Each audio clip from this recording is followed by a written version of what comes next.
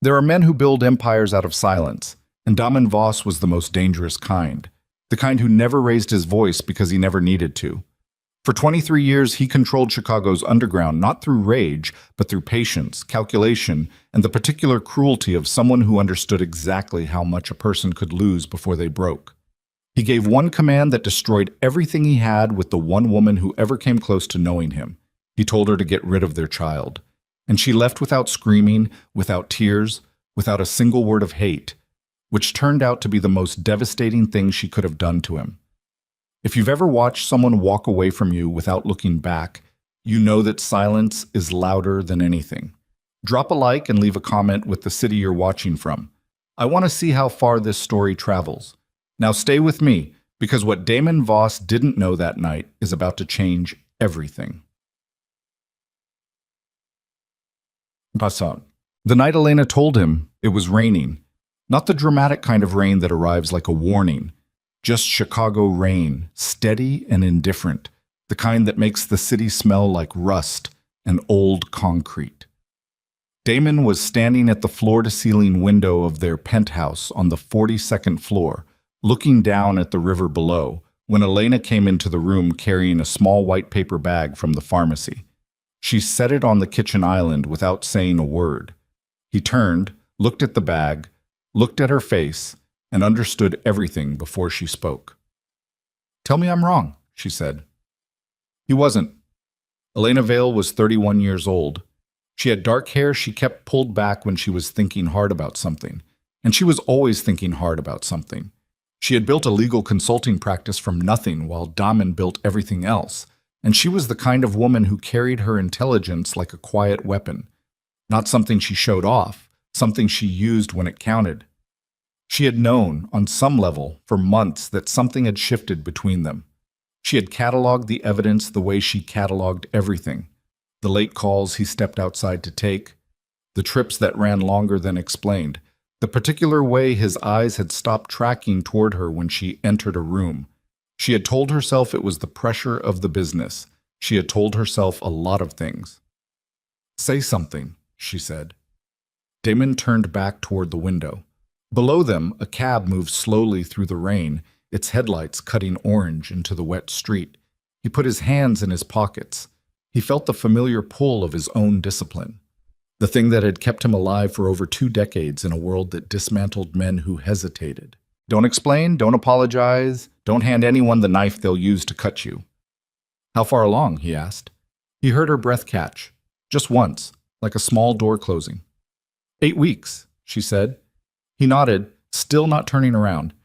He was doing the math, see, not the emotional math, the logistical kind, which was the only kind his mind defaulted to when pressure arrived. He was thinking about timing, about the business in Detroit he was closing in 6 days, about Vincent Caruso, who had been watching Damon's operation with the particular interest of a man who wanted to absorb it, about the fact that a child, his child, would be the single most exploitable vulnerability anyone had ever found in him. He thought about all of that in approximately 4 seconds. Then he said the thing that ended their marriage. "Take care of it." The silence that followed was different from any silence Damon Voss had ever produced. He had used silence as a weapon his entire career. He understood its weight, its uses, the way it could compress a room until a man confessed just to make the pressure stop. But the silence Elena Vale produced in the next 10 seconds was not something he had manufactured.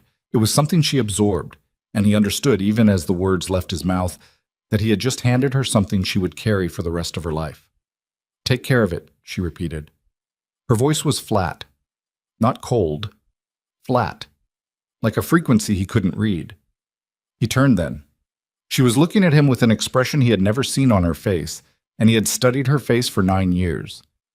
There was no rage in it, no tears forming at the edges of her eyes. There was something worse, a kind of finality, clean and complete, like a calculation she had just finished running. She picked up the pharmacy bag from the island. She walked to the bedroom. He heard drawers opening, the zip of the large bag she kept on the top shelf of the closet. He stood at the window and listened to his wife pack, and he did not move. She came back through the living room with the bag over one shoulder. She stopped near the door and looked at him across the length of the room. "I'll have my attorney contact yours," she said. Then she was gone. Damon stayed at the window for a long time after that. The rain didn't change. The city didn't change. He told himself the decision had been correct. He told himself he had protected the business, protected her, protected the child from a life lived in the orbit of what he did and what he was. He told himself all of that with the precise mechanical efficiency of a man who had built a 23-year career on never questioning his own conclusions. He was very good at lying to himself. He had been practicing since he was 19 years old and made his first decision that couldn't be taken back. The divorce papers arrived in 3 weeks. He signed them on a Tuesday without reading them closely. His attorney had reviewed them. That was enough. He poured 2 fingers of bourbon and sat in the apartment alone and told himself it was over, the way you tell yourself a wound has stopped bleeding while you're still pressing the cloth against it. It was not over. 6 months passed. Damon ran the operation the way he always had, with precision, distance, and the kind of controlled calm that made people around him nervous, because they understood that stillness in certain men wasn't peace. It was preparation. He completed the Detroit deal. He managed the pressure from Caruso's people with a combination of strategic concession and quiet threat. He slept 4 hours a night. He ate mechanically. He ran 4 miles every morning along the lakefront and returned to the penthouse that smelled like nothing in particular because Elena's presence, her perfume, her books stacked on the coffee table, the particular way she left cabinet doors slightly open, had long since faded. He had told himself he didn't notice. He had eventually stopped telling himself that, because the lie had grown too heavy. Marcus Webb, who had been Damon's right hand for 11 years and the only person alive who told him the truth without editorial softening, said something in October that Damon carried without responding to. They were in the back of a car moving through the South Side, reviewing a property transfer, and Marcus looked up from the documents and said, "You look like a man who's been carrying something dead around for a while." Damon hadn't answered. "I'm not judging," Marcus said. "I'm observing. There's a difference." "Keep reading," Damon said. Marcus kept reading, but the observation sat in Damon's chest like a splinter that hadn't worked its way to the surface yet. Present, low-level, irritating in the way only the true things are irritating. He had, in fact, stopped seeing the woman he had been with when Elena found out.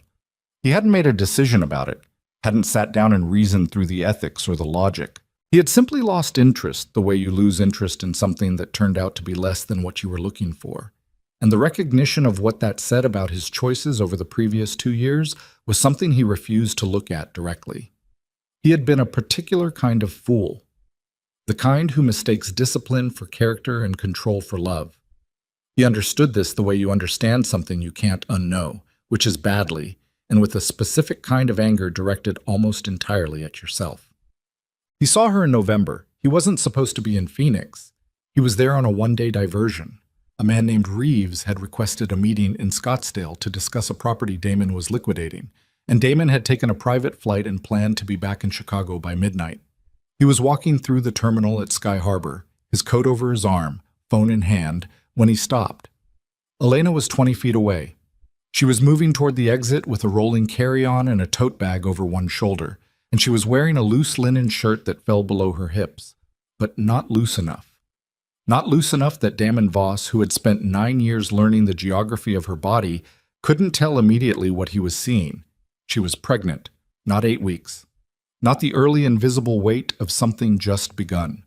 She was visibly, significantly, deeply pregnant, and for approximately 3 seconds Damon's mind went completely blank, in a way it had not gone blank since he was 22 years old and had his first real brush with the kind of violence that showed him exactly what human beings were capable of doing to each other. She hadn't done it. She had not taken care of it. She had walked out of his apartment 6 months ago with his child inside her, and she had said nothing. She had gone somewhere, this apparently Arizona, the desert, somewhere far from Chicago, and she had kept the baby, and she had told him nothing. The divorce papers that arrived 3 weeks later had contained no mention of it. Her attorney had said nothing. She had said nothing. She had simply disappeared into a different life and let him believe the one thing that was no longer true. He was going to be a father. He stood in the terminal with people moving around him, and he understood something that the next several months would only confirm. The man who controlled everything had not controlled this. Not because he could have. Because Elena Vale had made a choice he had not anticipated, and she had made it completely.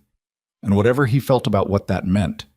And he felt things he did not have language for, standing there in Sky Harbor with his coat over his arm. One of those feelings was something he hadn't expected. It felt distantly and unmistakably like relief, which frightened him more than anything else had in a very long time.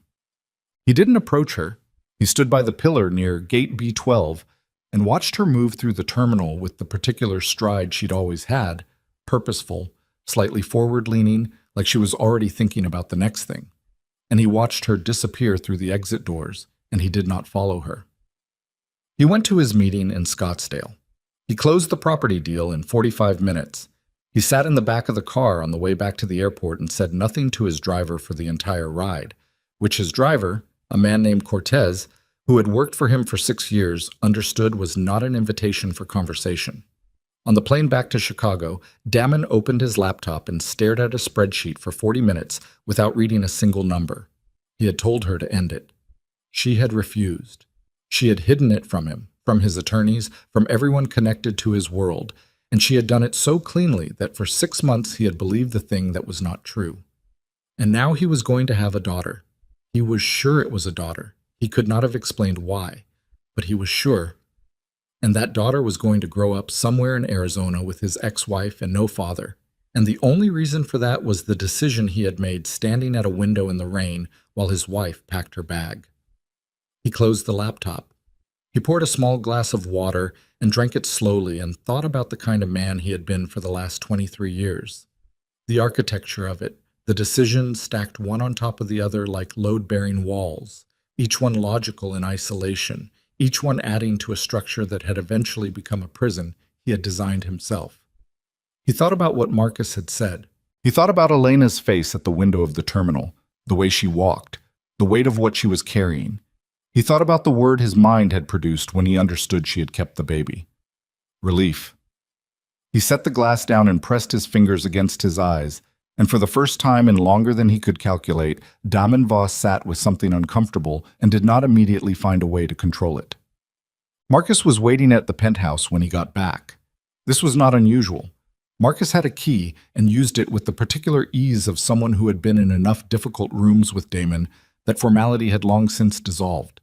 He was sitting at the kitchen island with a coffee and a tablet, reviewing something, and he looked up when Damon came in and read something in Damon's face that made him set the tablet down.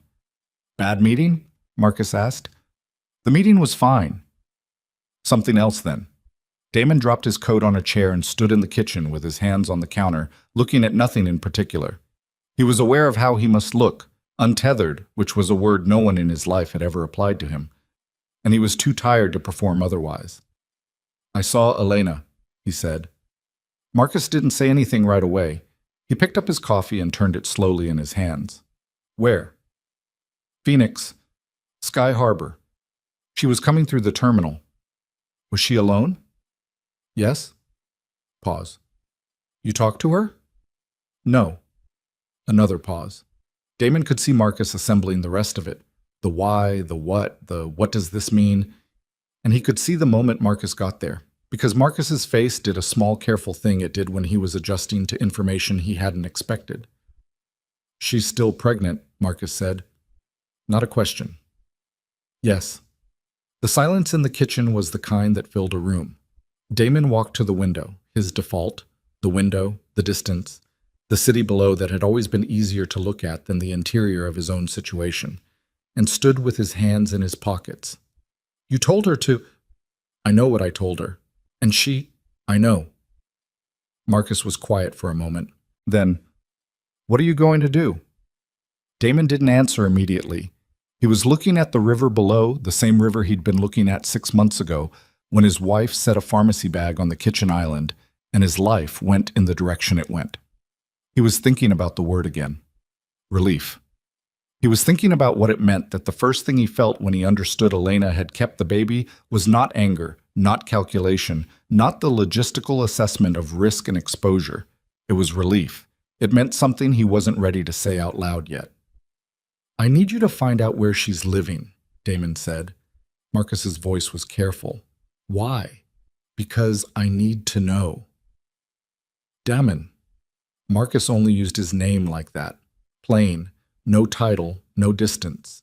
When he was about to say something that would cost him something to say. What happened 6 months ago? That's not something you fix with information. I know that. You can't. I'm not going to do anything, Damon said. I just need to know where she is. Marcus looked at him for a long time. Damon didn't turn from the window. All right, Marcus finally said. The information came back in 4 days. Elena Vale had relocated to a town called Ridgeline in the Sonoran Desert, approximately 90 miles northeast of Phoenix. She was living with her grandmother, Connie Vale, on a property that Connie had owned for over 30 years. A 2-story house on 3 acres with a covered porch and a well and a stretch of high desert that went flat toward the mountains.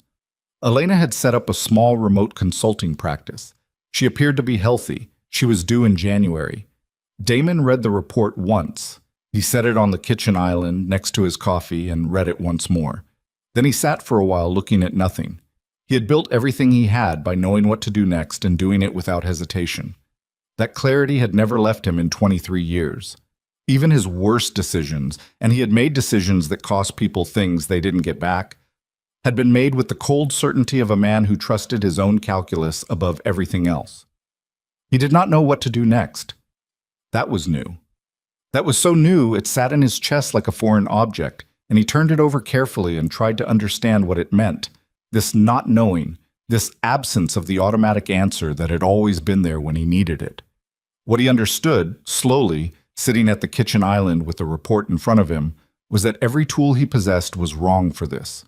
The tools he had, leverage, patience, information, the ability to wait longer than the other person, none of them applied.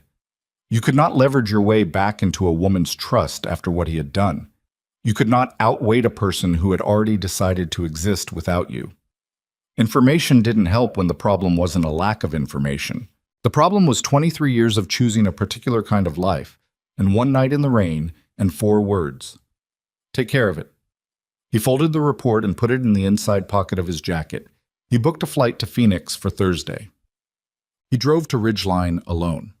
He had told Marcus he was going to Arizona to look at a land acquisition, which was technically not untrue. He had, on the drive out, identified 3 properties in the area that could form the basis of a legitimate investment. But Marcus was not a man who had spent 11 years reading Damon Voss without developing an accurate internal detector for the difference between what Damon said and what Damon meant.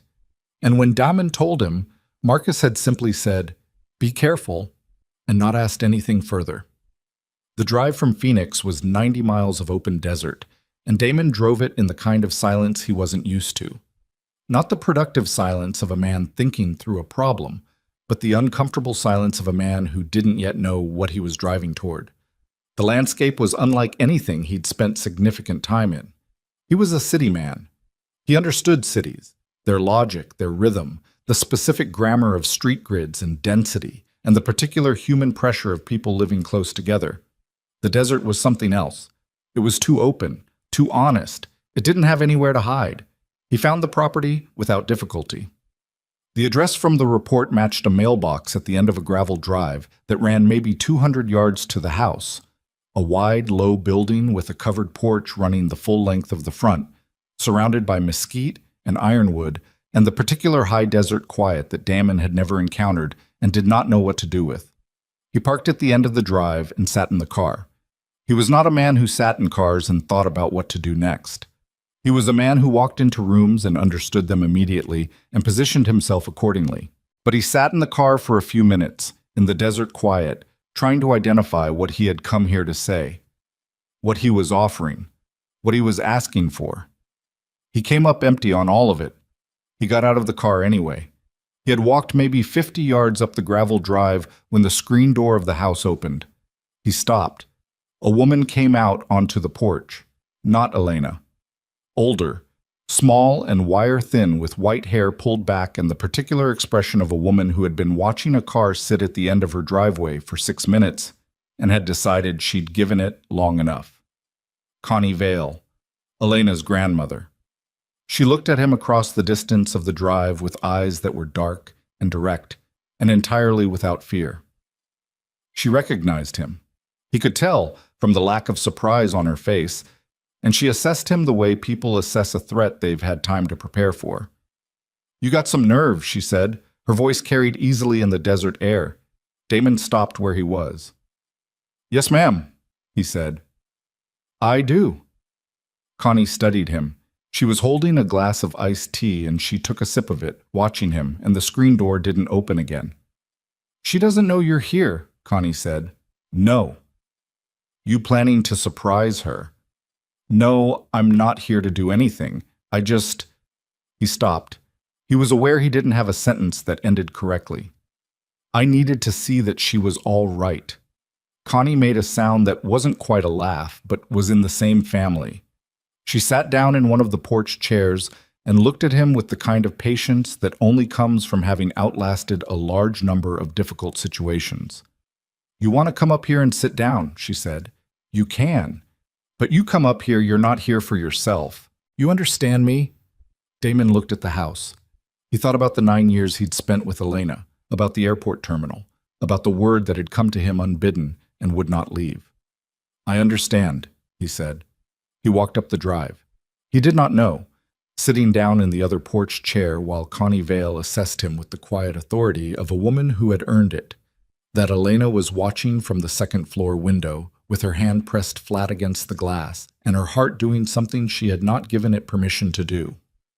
He did not know that she had seen the car before Connie did, and had stood at that window for 6 full minutes before her grandmother went out. He did not know that she had spent those 6 minutes telling herself she felt nothing, and that the telling had not taken. He didn't know any of that yet.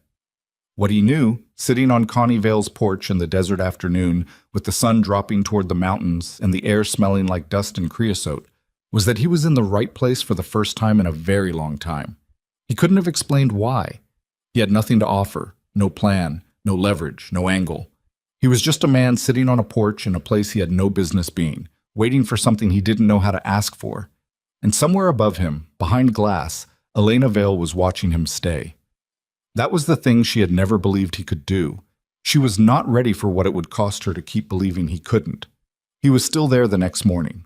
Elena discovered this the way she discovered most unwelcome things, by not being able to sleep, by lying in the dark, listening to her own heartbeat in the particular desert quiet that had taken her weeks to stop finding threatening, and then by going to the window at 6:15 in the pale gray before the sun fully committed to rising, and seeing the rental car parked at the end of the gravel drive, exactly where it had been the night before. She stood at the window with her hand on the curtain and her jaw tight, and her stomach doing something she was not interested in acknowledging. He had slept in the car. Damon Voss, who owned 4 properties in 3 states and had spent 23 years in rooms that cost more per night than most people made in a week, had spent the night folded into a rental sedan at the end of a gravel drive in the Sonoran Desert. She didn't know what to do with that. She had prepared herself for a version of him she knew, the one who arrived with a plan, with leverage, with the particular smooth certainty of a man who had never walked into a room without knowing how he was going to own it. She had prepared arguments, she had prepared silence. She had prepared the version of herself that had spent 6 months building a life without him and had become very good at it. She had not prepared for him sleeping in the car. She let the curtain fall and went downstairs. Connie was already in the kitchen, which was not surprising because Connie Vale had been rising before the sun for 71 years and showed no indication of changing. She was making coffee in the ancient percolator she refused to replace, and she did not look up when Elena came in but said, "He's still there." "I know," Elena said. "Car didn't move all night." "I know, Graham." Connie poured 2 cups and set one on the counter near Elena without comment. She was, Elena had always thought, the most efficient person she had ever known. A woman who had outlasted a difficult marriage and a harder decade that followed and had come out of it without bitterness, which Elena had never entirely understood but had always been grateful for. "What do you want to do?" Connie asked. Elena wrapped both hands around the coffee cup. Her lower back was aching, which it did most mornings now, and the baby had shifted in the night to a position that made deep breathing complicated, and she was 31 years old and 8 months pregnant, and her ex-husband was sleeping in a car at the end of the driveway, and she genuinely did not know the answer to that question. "Nothing," she said. "I don't want to do anything." Connie sipped her coffee. "All right." He can sit there. Okay. He'll leave eventually. Connie said nothing to that, which was a specific kind of response Elena recognized. She looked at her grandmother's profile. The white hair, the calm expression, the way she held her coffee cup like she had all the time in the world. What? Elena said. I didn't say anything. You didn't have to. Connie set her cup down and turned to look at her granddaughter with the direct, unornamented attention that had always made Elena feel simultaneously seen and slightly cornered.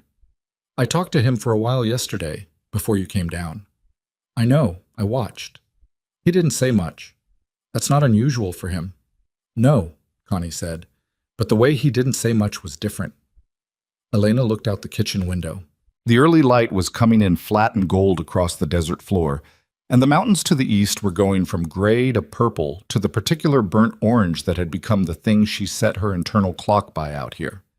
She had not expected to love the desert. She had come because Connie was here and because it was as far from Chicago as she could manage on short notice, and she had arrived in the summer heat feeling like something scraped raw, and the landscape had turned out to be exactly the right thing.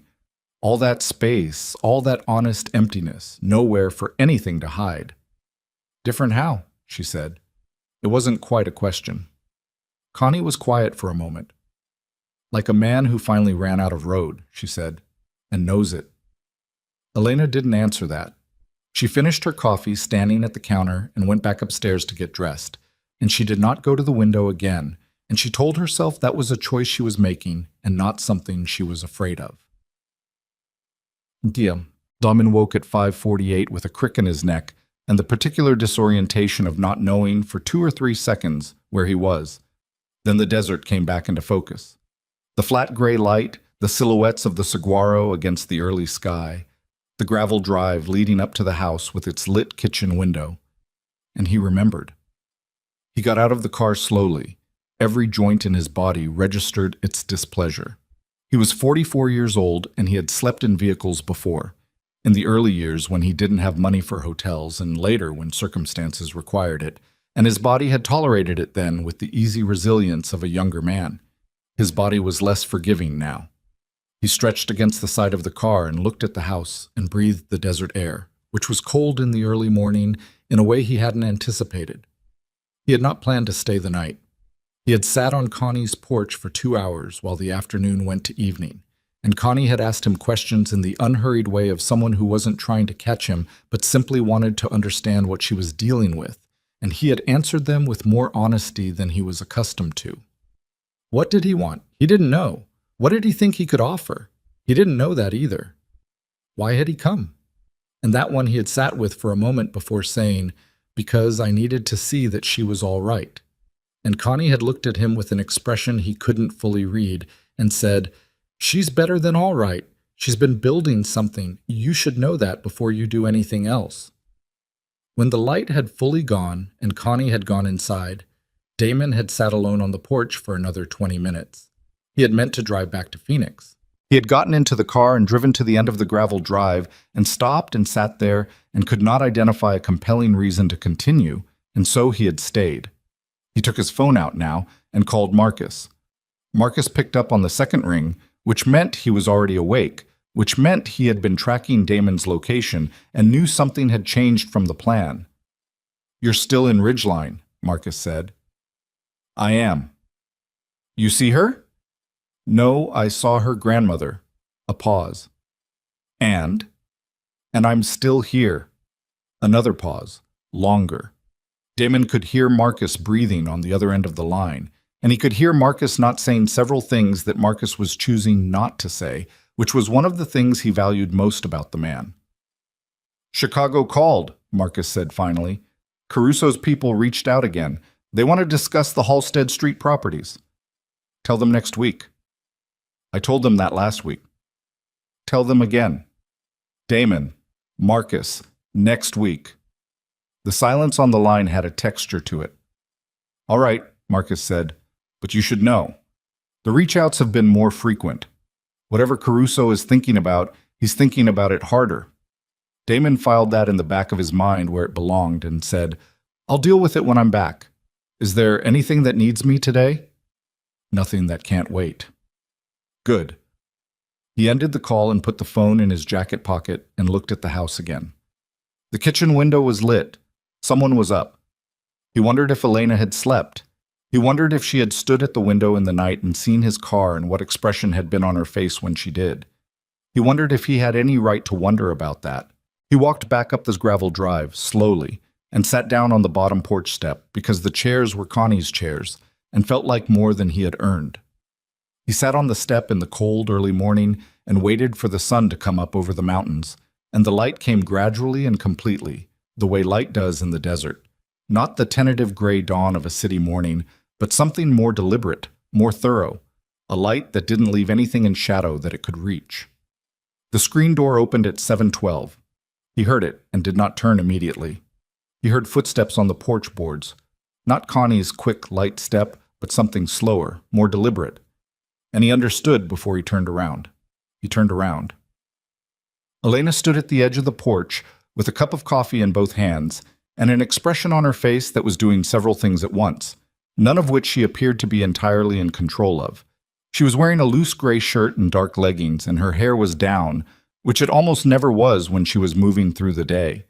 She was, he thought, the most visibly pregnant he had ever seen anyone in person. And the reality of it, standing here, three-dimensional, entirely undeniable, hit him somewhere behind the sternum with a force that he absorbed without expression because he had 23 years of practice absorbing things without expression. She looked at him for a moment. He looked at her. "You slept in the car," she said. "Yes." "That's not—" She stopped, started again. "You didn't have to do that." "I know. There's a Holiday Inn in Mesa." "I know." She pressed her lips together. She looked out at the desert and then back at him, and something moved across her face. Frustration, he thought, but frustration at herself, not at him, which was more complicated. "Why are you here, Damon?" He had been thinking about how to answer that for 16 hours. He had turned it over every way he knew how. He had considered the honest answer and the strategic answer and the answer that sounded best and the answer that was most likely to accomplish something. And what he had arrived at was this. He was done with the difference. "I saw you at the airport," he said. "In Phoenix, 6 weeks ago." Something shifted in her face, immediately, completely. "You were coming through the terminal," he said. "I was there for a meeting. I didn't plan it." He paused. "I saw you, and I understood. And I got on a plane back to Chicago, and I sat in my apartment for 6 weeks, and I kept coming back to the same thing." "What thing?" "That I told you to do something, and you looked at me, and you walked out." He held her gaze. "And you kept her." The word "her" sat between them. Elena's hands tightened around the coffee cup. "You don't get to make that about you," she said. Her voice was controlled, but the control was costing her. "What I decided. It was mine. You made your position clear. I made my choice. Those are two separate events." "I know they are." "Then what are you doing here?" "I don't know exactly," he said. "I know that's not what you want to hear, but I don't have a plan. I'm not here because I figured something out. I'm here because—" He stopped. He looked at the desert, then back at her. "I'm here because staying in Chicago felt like a lie I couldn't keep telling." Elena stared at him. He watched her take a breath, slow and deliberate, the way she breathed when she was managing something she didn't want to lose control of. "You don't get to come here and be different," she said. "You don't get to show up in the desert and sleep in your car and be the changed man. That's not how this works." "I'm not asking for anything. You're asking for something just by being here. Your presence is an ask. You know that." He did know that. He had always been good at understanding the way presence functioned as leverage, and he recognized that she was right, that showing up was itself a move, and that she was wise to name it. "You're right," he said. "I'm sorry." She looked at him when he said that, just looked at him for a moment with an expression that he couldn't fully read. Wariness and something else, something older, something that had been there since before everything went wrong. "You can't stay here," she said. "I know." "I need you to understand that I'm not—" She stopped, put the coffee cup down on the porch railing, turned back to him. "I spent 4 months convincing myself that I was fine, that she was enough. That I had what I needed and I didn't need anything from you and I was not. I am not going to let you come here and undo that. I'm not trying to undo anything. Then what are you trying to do? The question sat there. Damon looked at his hands. He had large hands, which had always seemed incongruous to people who expected a man who ran an organization through intelligence to have more careful-looking hands. He looked at them on his knees and thought about all the things those hands had done, all the things he had built and protected and dismantled and controlled, and he thought about what it would mean to simply be present without an agenda, which was something those hands had never done. I want to know her, he said quietly. My daughter. I want to be there when she's born, if you'll let me. And if you won't, I'll understand, but I needed to say it. The silence lasted a long time, long enough that a hawk circled once above the desert flats and was gone, long enough that the sun moved perceptibly higher and the shadows on the gravel drive shortened by a visible degree. Get off my porch, Elena said. But her voice had changed. It was softer, and that made it harder to hear. Damon stood. He picked up the jacket he'd set on the porch step. There's a coffee place in town, Connie said from behind the screen door, which neither of them had realized had opened. Opens at 7:30. You could come back around 9 with some of that lemon coffee cake they do on Thursdays, if you wanted something to do with your hands. Elena turned to look at her grandmother. Connie was looking at the middle distance with the serene expression of a woman who had not just said anything in particular. Gram, Elena said. I'm just saying there's a coffee place. Damon looked at Elena. Elena looked at the desert. Her jaw was tight and her eyes were bright, and he knew her well enough to know that she was fighting herself right now, not him, and that whatever she decided in the next 10 seconds was going to cost her either way. 9 o'clock, she said. She did not look at him. Don't be late. Don't bring anything else. And do not think this means anything. Okay, he said. He walked back down the gravel drive. He did not let himself feel anything about it until he was in the car with the door closed, and then he sat for a moment with his hands on the wheel and his eyes on the road ahead and breathed slowly, the way he used to breathe before difficult negotiations. Except this was different, because in difficult negotiations, he was never the one with everything to lose. 9 o'clock turned into 10 days. Not planned. Nothing about any of it was planned, which was itself a novelty that Damon was slowly, uncomfortably learning to tolerate. He got the coffee cake the first Thursday and came back at 9 and sat on the porch with Connie while Elena worked inside, and then Elena came out for 20 minutes with a glass of water and did not speak directly to him but did not tell him to leave, and he understood that as the thing it was. Not welcome, not rejection, but the small opening of a door that had been sealed shut. He found the broken fence on day 3. He had arrived with coffee for Connie and was walking back to his car when he noticed the section of post and rail fence along the property's east edge had come apart at the base. The post rotted through, the rail sagging into the dirt. He stood looking at it for a minute. He went to the hardware store in town and came back with the materials and spent 4 hours in the desert sun repairing it. And when he was done, his shirt was through with sweat and his hands were bleeding at one knuckle from a nail that slipped. And he went to his car and drove to the Holiday Inn in Mesa and did not say anything to anyone about it. Connie mentioned it to Elena that night over dinner. Elena said nothing. He fixed the porch step on day 5. The second board from the top had a soft spot that gave underweight, and he had noticed Elena stepping over it each time she came out, the small automatic adjustment of a person who has cataloged a hazard and routed around it without deciding to address it. He came at 7 in the morning before they were fully up and replaced the board and was back in his car by 8:15. Elena stood on the step the next morning and looked at the new wood and then looked down the drive at his car, and her face did the thing it had been doing more frequently. The thing where the careful, neutral expression she maintained slipped for just a moment into something unguarded and then reassembled itself. On day 7, she came out to where he was sitting on the porch at 3 in the afternoon and sat down in the other chair and said, "Stop fixing things." He looked at her. Why? Because it makes it harder. He sat with that. Okay? She was quiet for a moment. She kicks in the afternoon, she said, not looking at him. Every afternoon around 3, like clockwork. He did not say anything. He was aware he was not supposed to say anything, that what she had just offered him was something she had offered despite herself, a piece of information that had slipped past the wall she was maintaining, and that the correct response was simply to receive it. "She's going to be stubborn," Elena said. "She'll be yours," Damon said. "So, yes." Elena looked at him then. The expression on her face was complex and unresolved, and he held it without trying to do anything with it. "You should know," she said, "that I haven't decided anything about any of this, about what I want from you or what role you have, or—" She stopped. "I haven't decided." "I know. I need you to not push." "I'm not pushing. You're here every day." "I can stop coming." She was quiet. "I didn't say that." She stood up, her hand going to the small of her back the way it did when she'd been sitting. A gesture that had become familiar to him in 10 days, in the way small things become familiar when you're watching someone closely and honestly for the first time. "Don't stop coming," she said. "Just don't push." He nodded.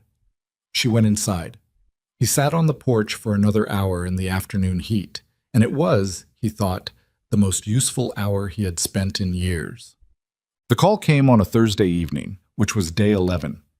He was in his room at the Holiday Inn, reviewing the land acquisition files he had been using as cover for the trip, and which had gradually become an actual project because he needed something to do with the parts of his brain that weren't occupied with the desert and Elena, and the conversation they were slowly, painfully having when his phone rang and he saw a number he didn't recognize, which meant he recognized it. He answered. "You've been in Arizona a long time." The voice was smooth, unhurried, and carried the particular confidence of a man who was accustomed to being the most dangerous person in any given exchange. Vincent Caruso. Damon's hand tightened on the phone. He did not let it show in his voice. "Vincent," he said, "I wasn't aware we were in contact." "We weren't. I thought it was time." A pause. "I heard you've been looking at land out there. Desert property. Ridgeline area." The words landed precisely the way they were intended to land. Damon felt the cold move through him, and he let it, and he kept his voice even. "I have some investments in the area." Another pause. "I heard Elena is out there too. Your ex-wife. Expecting, I understand." The smoothness of the voice didn't change. That was the tell. Not a change in register, but the absence of one. The practiced ease of a man delivering a threat he had rehearsed. "Congratulations, by the way. Fatherhood is a different kind of weight." "What do you want, Vincent?" "I want what I've always wanted. What Marcus's people have been delaying for 3 weeks. The Halstead Street properties, full portfolio, and I want the lakeside contracts transferred without the broker markup your people have been running." "That's not how those properties are structured." "I know how they're structured. I want them restructured." "And if I decline?" The pause this time was different, shorter, and with something underneath it. "Then I start thinking about why Damon Voss has been sitting in a desert town in Arizona for 11 days. And who else might find that interesting?" The line went quiet. Damon sat in the hotel room with his hand on the phone and his eyes on the middle distance, and he ran the calculation in 4 seconds and didn't like any of the numbers. Caruso knew about Elena. Caruso knew about the pregnancy. Caruso did not yet know, probably, what he intended to do with that information, but the fact that he had offered it meant he had done the research, which meant he had resources in the right places, which meant this was not a casual inquiry. This was leverage, specifically and carefully constructed leverage. "I'll have Marcus reach out," Damon said. "Sooner rather than later," Caruso said. "Give Elena my regards." The call ended. Damon set the phone on the nightstand and sat on the edge of the bed and looked at the wall. The air conditioning hummed. Outside, the desert dark pressed flat against the window. He had built an empire on knowing how threats worked and who made them and what they actually wanted. Caruso wanted the properties. That was real. But the mention of Elena, the mention of the pregnancy, the precision of 11 days, that was a demonstration. That was Caruso showing him the shape of what he held, which meant Elena was no longer invisible, which meant everything he had believed about keeping his old world away from the desert, from the porch, from the 10 days of coffee and broken fences and a woman slowly, carefully deciding whether to let him stay. All of it was no longer a separate compartment. The two worlds had just made contact. He picked up his phone and almost called Marcus, and then he set it down again, because the first thing he needed to decide was not tactical. The first thing he needed to decide was whether to tell Elena. The old instinct was immediate and familiar and wrong. Handle it. Manage the threat. Keep her out of it. Make the problem disappear before she knew it existed, and maintain the carefully rebuilding proximity he had spent 11 days earning. He sat with the instinct and recognized it for what it was and what it would cost. It was the same instinct that had produced 4 words in a rainy penthouse. Take care of it. The same calculus. Protect by controlling, protect by deciding for her, protect by removing her from the equation and handling the variables himself. It was the move of a man who trusted his own judgment above everything else and had never understood that the move itself was the damage. He had 11 days of evidence that a different approach was possible. 11 days of porch steps and broken fences and afternoon kicks and don't stop coming. He had 11 days of Elena Vale slowly, against her better judgment, deciding he might be capable of being something other than what he had been. And now he had a threat that was moving toward her whether or not he told her. He picked up the phone and dialed Elena's number. It rang 3 times. He had not called her number in 6 months. He had not been sure she still had the same number. She picked up on the 4th ring. Her voice was cautious. Damen, I need to talk to you, he said. Tonight. Can I come to the house? A pause. It's 9 o'clock. I know, it's important. Another pause, longer. He heard her breathing on the other end of the line. He heard, distantly, Connie's television in another room. Come to the house, Elena said. I'll leave the porch light on. He drove the 20 minutes to the property in the desert dark, and when he pulled up the gravel drive, the porch light was burning yellow against the night sky, and Elena was standing at the screen door, and she took one look at his face when he came up the steps, and she said, Tell me. And so he did. He told her all of it. Caruso, the properties, the 11 days, the fact that someone in his old world had been watching, had tracked him to Ridgeline, had connected the dots between Elena and the pregnancy and what it meant. When he finished, the silence on the porch was absolute. Elena was standing very still. Her arms were crossed over her belly, not a defensive posture, but a protective one. Both hands flat against the swell of her daughter, pressing lightly, the way she had been doing unconsciously for weeks. Her face had gone the particular careful blank of a person who is processing something too large to immediately react to. He knows where I am, she said. Yes. He knows about the baby. Yes. She looked at him. And you were going to... what? Handle it. Not tell me. I thought about it, he said. For about 45 seconds. Then I called you. You thought about it. Elena, you sat there, she said, and her voice was rising now, controlled but rising. And your first instinct was to not tell me, again. Your first instinct was to make a decision without me about something that directly concerns me and my daughter. I know. And you are standing here telling me that as if it's a confession that helps? As if saying I almost did the thing doesn't mean you're still the man who almost did the thing. I called you, he said. That's what I'm trying to tell you. I had the instinct and I recognized it for what it was, and I called you. I'm telling you everything right now. That's what I came here to do. She was breathing hard. She pressed her hands against her stomach and looked at the desert dark beyond the porch railing, and he could see her fighting something. Not him, herself, the same fight she'd been having for 11 days. The fight between what she knew he had been and what she was trying not to want him to become. What does he want? She said.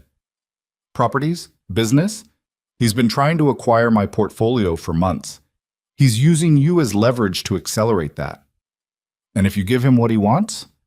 It doesn't end. It never ends with men like that. You give them one thing and you've shown them the shape of what you'll give up to protect what matters. So what do you do? He looked at her. I don't know yet, but I'm not doing it without telling you. The porch light buzzed softly. Somewhere in the desert, a coyote called once and went quiet. Elena stood at the railing for a long moment, And then she turned and looked at him with an expression he had never seen on her face.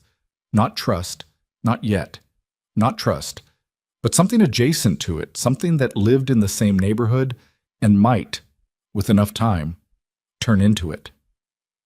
"You should have told me immediately," she said, "the second you got off the phone. I know. This is my life, my daughter's life. You don't get to be the one who decides what I need to know about threats to my own safety." "You're right." She held his gaze. "If you ever do that again, I won't. Don't promise me things, show me." He nodded. She moved toward the screen door and stopped with her hand on it, her back to him. "Go back to the hotel, come in the morning, and Damen," she didn't turn around, "don't disappear on me tonight." He understood what she was asking. She was asking him to stay in the radius, to not go handle it, to not vanish into the machinery of his old world and come back with a solution she hadn't been part of. She was asking him to be present with the problem instead of disappearing it. "I'll be here," he said. She went inside. The screen door closed between them. And somewhere in Chicago, Vincent Caruso made a second phone call that Damon did not yet know about. A call to a man named Steele who did the kind of work that didn't leave paperwork. And the clock that had been ticking in the background of the last 11 desert days began, without announcement, to run faster. He was back at the house by 7 in the morning. Not because Elena had told him to be there at 7. She had said, morning. And morning in the desert started early, and he had not slept in the hotel room anyway. Had lain on top of the covers in his clothes and stared at the ceiling and run the Caruso problem through every angle he knew until his mind was raw from it. He had called Marcus at 5:30 and given him the outline. Marcus had listened without interrupting, which was how Marcus listened to things that were serious. And when Damon finished, Marcus was quiet for a moment and then said, "How much does he know?" "Enough," Damon said. "Steele?" The name landed in the silence of the hotel room like something dropped on a hard floor. Marcus said it the way you say the name of something you've spent years trying not to have to say. Damon had heard the name 3 times in his career, and each time it arrived connected to a situation that had moved past the point of negotiation. "I don't know yet," Damon said. "If Caruso's using Steele, I know what it means." Another silence. Then, "You need to move her." Damon had sat up on the edge of the bed then, elbows on his knees, phone pressed to his ear, looking at the floor. "She won't go." "Make her understand. Marcus. She's 8 months pregnant, and she'll make her own decisions. That's the entire problem and the entire point." He pressed his fingers to his eye socket. "Set up a meeting with Caruso, Chicago. Whatever he wants to talk about, I'll talk. And if he's already sent Steele, then I need to be moving fast. Get me on a flight back tonight." He had ended the call and sat on the edge of the bed and breathed slowly and thought about what he was about to do, which was leave, which was go back to Chicago and walk into whatever Caruso had arranged and use every piece of knowledge and leverage and carefully hoarded information he possessed to dismantle the threat before it could reach the desert. The old way, the familiar way. And then he had thought about what Elena had said on the porch. "Don't disappear on me tonight." He had not disappeared. He had come back in the morning, but he was going to disappear soon, and the question was whether he was going to tell her before he did, or whether the old pattern was going to reassemble itself despite everything. Elena was on the porch when he arrived. She had coffee, and she was watching the eastern mountains do the thing they did at this hour, the color moving through them like something alive. And when his car came up the drive, she did not turn around immediately, but he could tell from the set of her shoulders that she had been watching for him. He got out of the car and came up the drive, and she finally turned, and her face was tired. She had not slept either. He could see it in the careful way she was holding herself, the particular posture of a person who has spent the night at war with their own mind and hasn't fully won. He sat on the step. She sat in the chair above him. They were quiet for a minute. "I need to go back to Chicago," he said. She nodded once, slowly. "I figured. I need to meet with Caruso directly. What he's doing, coming at me through you. It means negotiation is still open. If it wasn't, he wouldn't have called. He would have just moved." "And if it's a setup?" "It might be." She looked at him for a moment. "You could just give him the properties." "I can't." "Why not?" Because then he knows what you're worth to me, Damon said, and that doesn't go away. That becomes the permanent shape of what he can take from me. Every time he needs something, he comes back to the same place. Elena turned her coffee cup in her hands. She understood this. He could see her working through it, the logic of it, the particular terrible math of it. She was a lawyer's mind in a crisis, which meant she ran the scenarios even when she hated the scenarios. How dangerous is this? She said. I don't know yet. I need to get there and find out. What aren't you telling me? He looked at the gravel drive. The morning light was fully up now, and the desert was going from gold to its daytime bleached white, the heat beginning its slow, patient arrival. He thought about Marcus saying the name Steele. He thought about what Elena had said. Don't make decisions without me. There's a man, he said, named Steele. He does contract work, the kind that doesn't leave records. He heard her breath change. I don't know if Caruso has engaged him. Marcus doesn't know yet, but if he has, then this isn't about properties, Elena said. Her voice was very level. It was the voice she used in a courtroom, he guessed. The voice that didn't show what it was carrying. No. Then you need to go, she said. You need to go right now, and you need to handle this. He looked up at her. She was watching him with an expression that was not what he had expected. Not fear, not anger. Something harder than both of those. Something that had been forged, he understood, over the 6 months she had spent in the desert building something that belonged entirely to her, and she was not going to let it be taken. I'm going to call you, he said, every day. You pick up or you call me back within an hour. If I can't reach you, I know, she said. I'll have Connie stay close. He nodded. He stood up. They were standing facing each other on the porch, and there was something between them that neither of them had named, and neither of them was going to name right now, because right now there was no room for it, and they both understood that. Damon, she said. He stopped. She held his gaze for a moment. Come back, she said, simple and direct, and costing her something. He looked at her face, the tiredness in it, the determination, the guarded, complicated thing she had been building toward him for 11 days, and he said, I will. He walked back down the drive to his car. He did not look back. He did not trust himself to look back and still get in the car. He landed in Chicago at 6:14 in the evening, and Marcus was waiting at the curb. Damon got in the car, and Marcus pulled into traffic without speaking, which meant he had things to say and was organizing them. Damon waited. Outside the window, the city came back around him like a second skin. The density of it, the gray and glass architecture, the lakefront silver in the early evening light. He had been in the desert for 11 days. Chicago felt simultaneously like home and like something he was returning to from a significant distance, and the distance was not geographic. Steele is in Chicago, Marcus said. Damon absorbed that. Since when? Best I can tell, 3 days. He flew in from Atlanta under a name I had to dig for. He's staying at a property on the north side that Caruso owns through a holding company. Marcus glanced at him. He's not in Arizona. Yet. Damon looked at the road. What does Caruso think he has on me? The properties are the stated position, but the real position, Marcus shifted lanes. I've been doing some reading on the Caruso operation over the last 12 hours.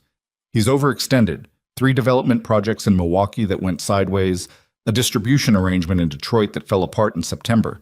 He needs capital movement, and he needs it in the next 90 days, or he's going to have problems with the people above him. Damon sat with that. He's not doing this from strength. No, he's doing this from a corner. Marcus's voice was careful, which makes him more dangerous, not less.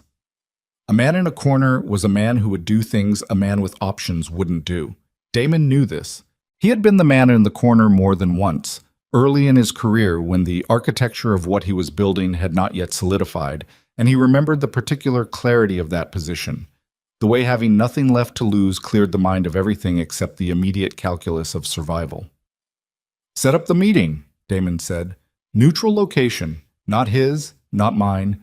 I want 3 days to prepare. He's not going to wait 3 days. Offer him something small in the meantime. Something from the Halstead portfolio, the East parcel. It's the least leveraged piece, and it's worth enough to demonstrate good faith without giving him anything structural. Marcus nodded. And Steele? Damon was quiet for a moment. Keep watching him. If he moves toward a flight to Phoenix or anywhere near Arizona, I need to know before the wheels are up. Understood. Marcus turned the car onto Lakeshore Drive. There's one more thing. Something in his voice made Damon look at him. I got a call this afternoon, Marcus said. From Reeves, the man you met in Scottsdale. Damon frowned. About the property? Not about the property. Marcus kept his eyes on the road. Reeves has been doing some secondary work for Caruso. Not primary. Support, logistics, that kind of thing. He reached out because... Marcus paused, and it was a pause Damon did not like. He said Caruso knows about the baby. Not just that Elena is pregnant. He knows it's a girl. He knows the due date. The interior of the car went very still. He knows the due date, Damon repeated. January 14th. Damon said nothing. The date was correct. He did not know how Caruso had obtained it, but the date was correct, and the fact that Caruso had offered it to Marcus through Reeves, had deliberately surfaced it, meant one thing. It was a demonstration of depth. Caruso wasn't telling them he knew about a pregnancy. He was telling them he had access to medical information, which meant he had a source inside Elena's world, or close enough to it to matter. Someone's been watching her, Damon said. That's what it looks like. How long? I don't know. Damon pressed the back of his hand against his mouth and breathed through his nose and looked at the city moving past the window and did not let the cold that was moving through him reach his face. He thought about the 11 days. He thought about the coffee and the porch and the broken fence and the morning light on the mountains. He thought about Elena standing at the screen door saying, "Come back." And underneath all of it, underneath every careful, patient thing he had been trying to build, someone had been watching. Which meant the 11 days had not been the private, bordered thing he had believed them to be. Which meant Caruso had not learned about Ridgeline from tracking Damon. He had already known about Ridgeline. He had known about Elena before Damon arrived. Pull over, Damon said. We're on Lake Shore. Pull over, Marcus. Marcus pulled over. Damon got out of the car on the shoulder of Lakeshore Drive with the lake dark and massive to his right and the Chicago skyline in front of him, and he stood in the cold evening wind and called Elena's number. It rang, once, twice, 3 times. On the 4th ring she picked up and said, "You landed?" "I landed." He kept his voice level. "I need you to listen to me very carefully." A pause. "What happened?" "Caruso knew about you before I got to Ridgeline. He had information about the baby, so specific information. Your due date." The silence on the other end was absolute. "Elena?" "I'm here." Her voice had changed, gone to the courtroom register. "I need you to think about whether anyone has been near the house. Anyone you didn't know. Deliveries, cars on the road, anyone Connie mentioned." He heard her breathing, heard her thinking. "There was a man," she said slowly, 2 weeks ago. He said he was doing a survey of the road easement. He walked the property line. Connie talked to him for a few minutes. What did he look like? She described him. Damon listened and said nothing and filed it. "Pack a bag," he said. "You and Connie, go to..." He stopped. He was about to name a location, and he stopped himself because naming a location over a phone line that may or may not be secure was exactly the wrong thing to do. "Don't go anywhere yet. I'm going to send someone. Someone I trust. He's going to come to the house and he's going to help you move. His name is Cortez. He'll call you from my number first." "Damon, I know this is... I know." He pressed his hand against his chest, against the cold that was sitting there. "I'm sorry. I should have moved faster. Stop apologizing and tell me we're going to be safe." "You're going to be safe," he said. And then, because he had decided in the last 30 seconds that he was done with the difference between honest and strategic. "I don't know exactly how yet, but you're going to be safe." Another silence, then, "Okay," she said. "Okay. Call me when Cortez is on his way." She ended the call. Damon stood on the shoulder of Lakeshore Drive in the cold evening wind and breathed, and then turned and got back in the car. "Get Cortez on a flight to Phoenix tonight," he said. Marcus was already on his phone. Ashbab. The meeting with Caruso happened not in 3 days, but in 36 hours, because Caruso called Marcus the next morning and said he was done waiting, and Damon agreed to the timeline because the faster this moved, the better, and because every hour that Steele was in Chicago and not moving was an hour Damon could use. They met at a restaurant in River North that Caruso owned through a legitimate hospitality group, a private dining room on the second floor with good sight lines and 2 exits, which Damon noted immediately upon entering. Caruso was already seated. He was 53, compact, with the kind of physical stillness that men develop when they've spent enough years making other people nervous. He was eating bread, and he did not stand up when Damon came in. Damon sat across from him. He did not order anything. Neither of them spoke for a moment. "You look tired," Caruso said. "I'm fine," Damon said. "Let's talk about what you want." Caruso set down the bread. He folded his hands on the table and looked at Damon with the careful attention of a man taking inventory. "The Halstead properties, the lakeside contracts, and I want a seat at the table on the Detroit liquidation." "The east parcel on Halstead I can arrange," Damon said. "The rest isn't structured for transfer." "Restructure it. That takes time." "You have 60 days. Damon held his gaze. "And Steele goes home." Caruso's expression didn't change. "I don't know what you're referring to." "Vincent." Damon kept his voice flat and even and completely without heat. "I've been in this business for 23 years. I know when someone is making a demonstration, and I know when someone is making a genuine move. Right now you're making a demonstration. So let's skip the part where we pretend otherwise." Caruso looked at him for a long moment. Then he picked up his water glass, took a sip, set it down. "Steele is a consultant," he said. "He consults on security arrangements, nothing more." "Then send him back to Atlanta and your security is still intact." "Maybe I'm not finished consulting." "Then we're not finished talking," Damon said. "And this gets longer and more expensive than you need it to be right now. I know about Milwaukee. I know about Detroit. You're not here because you're strong, Vincent. You're here because you need a resolution by the end of the quarter, or you've got problems upstairs." The stillness across the table got a different quality, not the relaxed stillness of a man in control, something tighter. "Be careful," Caruso said. "Quiet. Careful." "I'm always careful," Damon said. "Here's what I'm offering. The east parcel on Halstead, clean transfer, no complications, within 30 days. A consulting fee arrangement on 2 of the lakeside contracts, not a transfer, a fee arrangement, that will give you the capital movement you need for the quarter. In exchange, Steele goes home, you pull your surveillance on Ridgeline, and we don't have this conversation again." Caruso studied him. "That's not everything I asked for." "No, it's what you actually need. The rest was negotiating room, and we both know it." A pause. Outside the private dining room, the restaurant noise was a low murmur of ordinary life. People eating lunch, talking, existing in a world that had nothing to do with this room and the weight inside it. Caruso picked up the bread again and broke a piece of it slowly.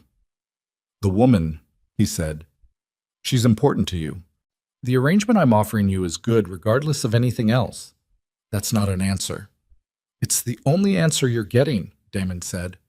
Caruso was quiet for a long moment. Then he said, "I'll have my attorneys review the Halstead transfer structure." He stood up. "Don't make me wait." He walked out of the room. Damon sat alone at the table. He breathed. He looked at the half-eaten bread on Caruso's plate and the water glass with the lipstick of condensation on the outside, and he tried to read the meeting. The tells, the angle of retreat, the specific way Caruso had not said no. He called Marcus from the car. "How did it read?" Marcus said. "He'll take it." Damon watched the city move past the window. "But he's going to try one more thing first. To show he can." "Yes." Damon looked at his phone. He had a missed call from Cortez from 20 minutes ago. He felt something tighten in his chest. "I'll call you back." He called Cortez. Cortez picked up immediately. "I'm at the house," he said. His voice was wrong, too controlled. the voice of a man managing information carefully. "What happened?" Damon said. "The women are safe," Cortez said first, which was the right thing to say first, and hearing it, Damon's lungs unlocked. "They're both safe, but—" Cortez paused. "Someone was here, last night, after I arrived. A man came to the property. I intercepted him at the property line." "Steele," Damon said. "He didn't give a name. I handled the situation." Damon ran his hand over his face. Steele had been in Chicago yesterday, which meant Caruso had a second man in Arizona that they hadn't known about, which meant the surveillance was deeper than Marcus's intelligence had shown, which meant Caruso had not been making a demonstration with the Steele information. Steele had been the misdirection. The real move had already been on its way to Ridgeline, while Damon was sitting across a restaurant table talking about property transfers. He had been outmaneuvered, cleanly, precisely, by a man who needed the win badly enough to move simultaneously on two fronts. "Elena," he said. "She's inside. Cortez hesitated. "She knows someone was here. She's not... She's holding it together, but she knows." "Put her on." A pause. Then Elena's voice, and whatever she had been holding together, cracked open the moment she heard him, not into tears, but into something rawer than that, something that had been compressed under the surface of the courtroom register. "There was a man at the property line," she said. "Cortez dealt with it. But Damon," her voice dropped. "I felt her stop moving." His entire body went cold. "The baby," he said. "Elena, she's moving again. She started again about 20 minutes later. The doctor says..." Cortez called a doctor. She came to the house. "She says stress can cause that, temporary reduction in movement. She says everything is okay." A breath. "But Damon, she stopped. For 20 minutes she stopped. And I thought..." "I know," he said. "I know." "You need to end this," Elena said. The rawness in her voice had compressed back into something harder. Not the courtroom voice, something new, something that had been forged in the last 20 minutes in a desert house with a man at the property line and her hand pressed against her stomach, waiting for her daughter to move. "Whatever it takes. I don't care what it costs. You need to end this." Damon sat in the back of the car with the city moving around him and heard the thing in her voice and felt it land in a place inside him that had not been accessed in a very long time, if ever. "I'm going to end it," he said. "Don't tell me. Do it." He ended the call. He sat in the silence of the car for exactly 10 seconds. Then he said, "Marcus?" Marcus, who had been driving without speaking, said, "Already thinking about it. Caruso is overextended. Milwaukee and Detroit are the pressure points. But he's also got exposure on the River North properties, the hospitality group. 3 of those buildings are in a tax arrangement that won't survive a regulatory review." "I know someone at the state level," Marcus said carefully. "Make a call." "That's a different kind of move than you've made before." "I know what kind of move it is." Damon looked out the window at the city that had been his entire world for 23 years. The streets he knew by feel, the buildings he had bought and sold and used and occupied, the whole layered geography of what he had built.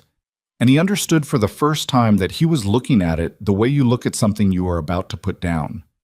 Not destroying it, not running from it, setting it down deliberately with both hands because you have finally understood what it weighs. "Make the call," he said, "and get me everything we have on Steele, not surveillance, everything." Marcus glanced at him in the rear view. "You're going to offer him something." "I'm going to offer him a way out that Caruso can't," Damon said.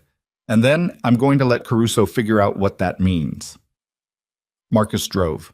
Damon sat with his hands in his lap and his jaw tight, and the cold, clear mind that had gotten him through 23 years of difficult rooms, and underneath it, deeper than strategy, deeper than the calculus of leverage and pressure, something that had not been part of his operating system before the desert, before the 11 days, before the sound of Elena's voice on the phone telling him the baby had stopped moving. He was afraid, not of Caruso, not of Steele, not of the regulatory exposure or the properties or the quarter-end pressure that had turned a dangerous man toward his family. He was afraid of the 20 minutes Elena had spent with her hand on her stomach in a desert house waiting for her daughter to kick. He was afraid of what those 20 minutes had felt like for her, what they had cost her, and that the cost existed at all because he had made a life that made that cost possible. That was the thing sitting in his chest as the car moved through Chicago. Not strategy, not anger. The particular fear of a man who has finally understood what he stands to lose, and that understanding arrived, Marcus would say later, in a quieter moment, too late to be comfortable and just in time to matter. His phone rang. Unknown number, he answered. Mr. Voss. The voice was unhurried and colorless, like a room with nothing in it. My name is Steele. Damon's hand tightened on the phone. I figured you'd call eventually. Caruso thinks the meeting went in his favor, Steele said. I thought you should know that he's already moved the timeline up. Whatever he told you about 30 days, the real timeline is 10. Damon said nothing. He was listening to the voice and listening beneath it and processing the fact that a man Caruso had sent to Arizona was now calling Damon Voss directly, which was not the behavior of a man following instructions, which meant something had shifted. Why are you telling me this? Damon said. Because Caruso doesn't pay on time, Steele said. And you have a reputation for honoring arrangements. A pause, brief and flat. I don't touch families. That's a line I don't cross. What happened at the property last night was someone else. Caruso brought in a second man I wasn't informed about. I want you to know that was not me. Damon sat with that for a moment. What do you want? Walk away from the Chicago operation, Steele said. All of it. Give Caruso what he's asking for. Not because he deserves it, because the thing you're building in Arizona is worth more than the thing you're protecting here, and you already know that. Another pause. I'll handle the arrangement with Caruso's second man. Consider it a professional courtesy. The line went silent. Damon looked at the phone in his hand. He looked at Marcus in the rear view. What just happened? Marcus said slowly. Someone decided to be honest with me, Damon said, which was when Marcus's phone rang. He glanced at it, and his face did something it almost never did. It's Reeves, Marcus said. The man from Scottsdale. Damon looked at him. The same man, Marcus said carefully, who gave us the tip about Steele being in Chicago. The pieces assembled themselves in Damon's mind with the cold, mechanical certainty of a man who had spent 23 years learning how arrangements actually worked beneath the surface of what they appeared to be. And what assembled itself was not the picture he had been looking at. Reeves had told them about Steele. Steele had gone to Arizona and been intercepted by Cortez. Steele was now calling Damon directly, offering information, claiming he didn't touch families and advising Damon to walk away.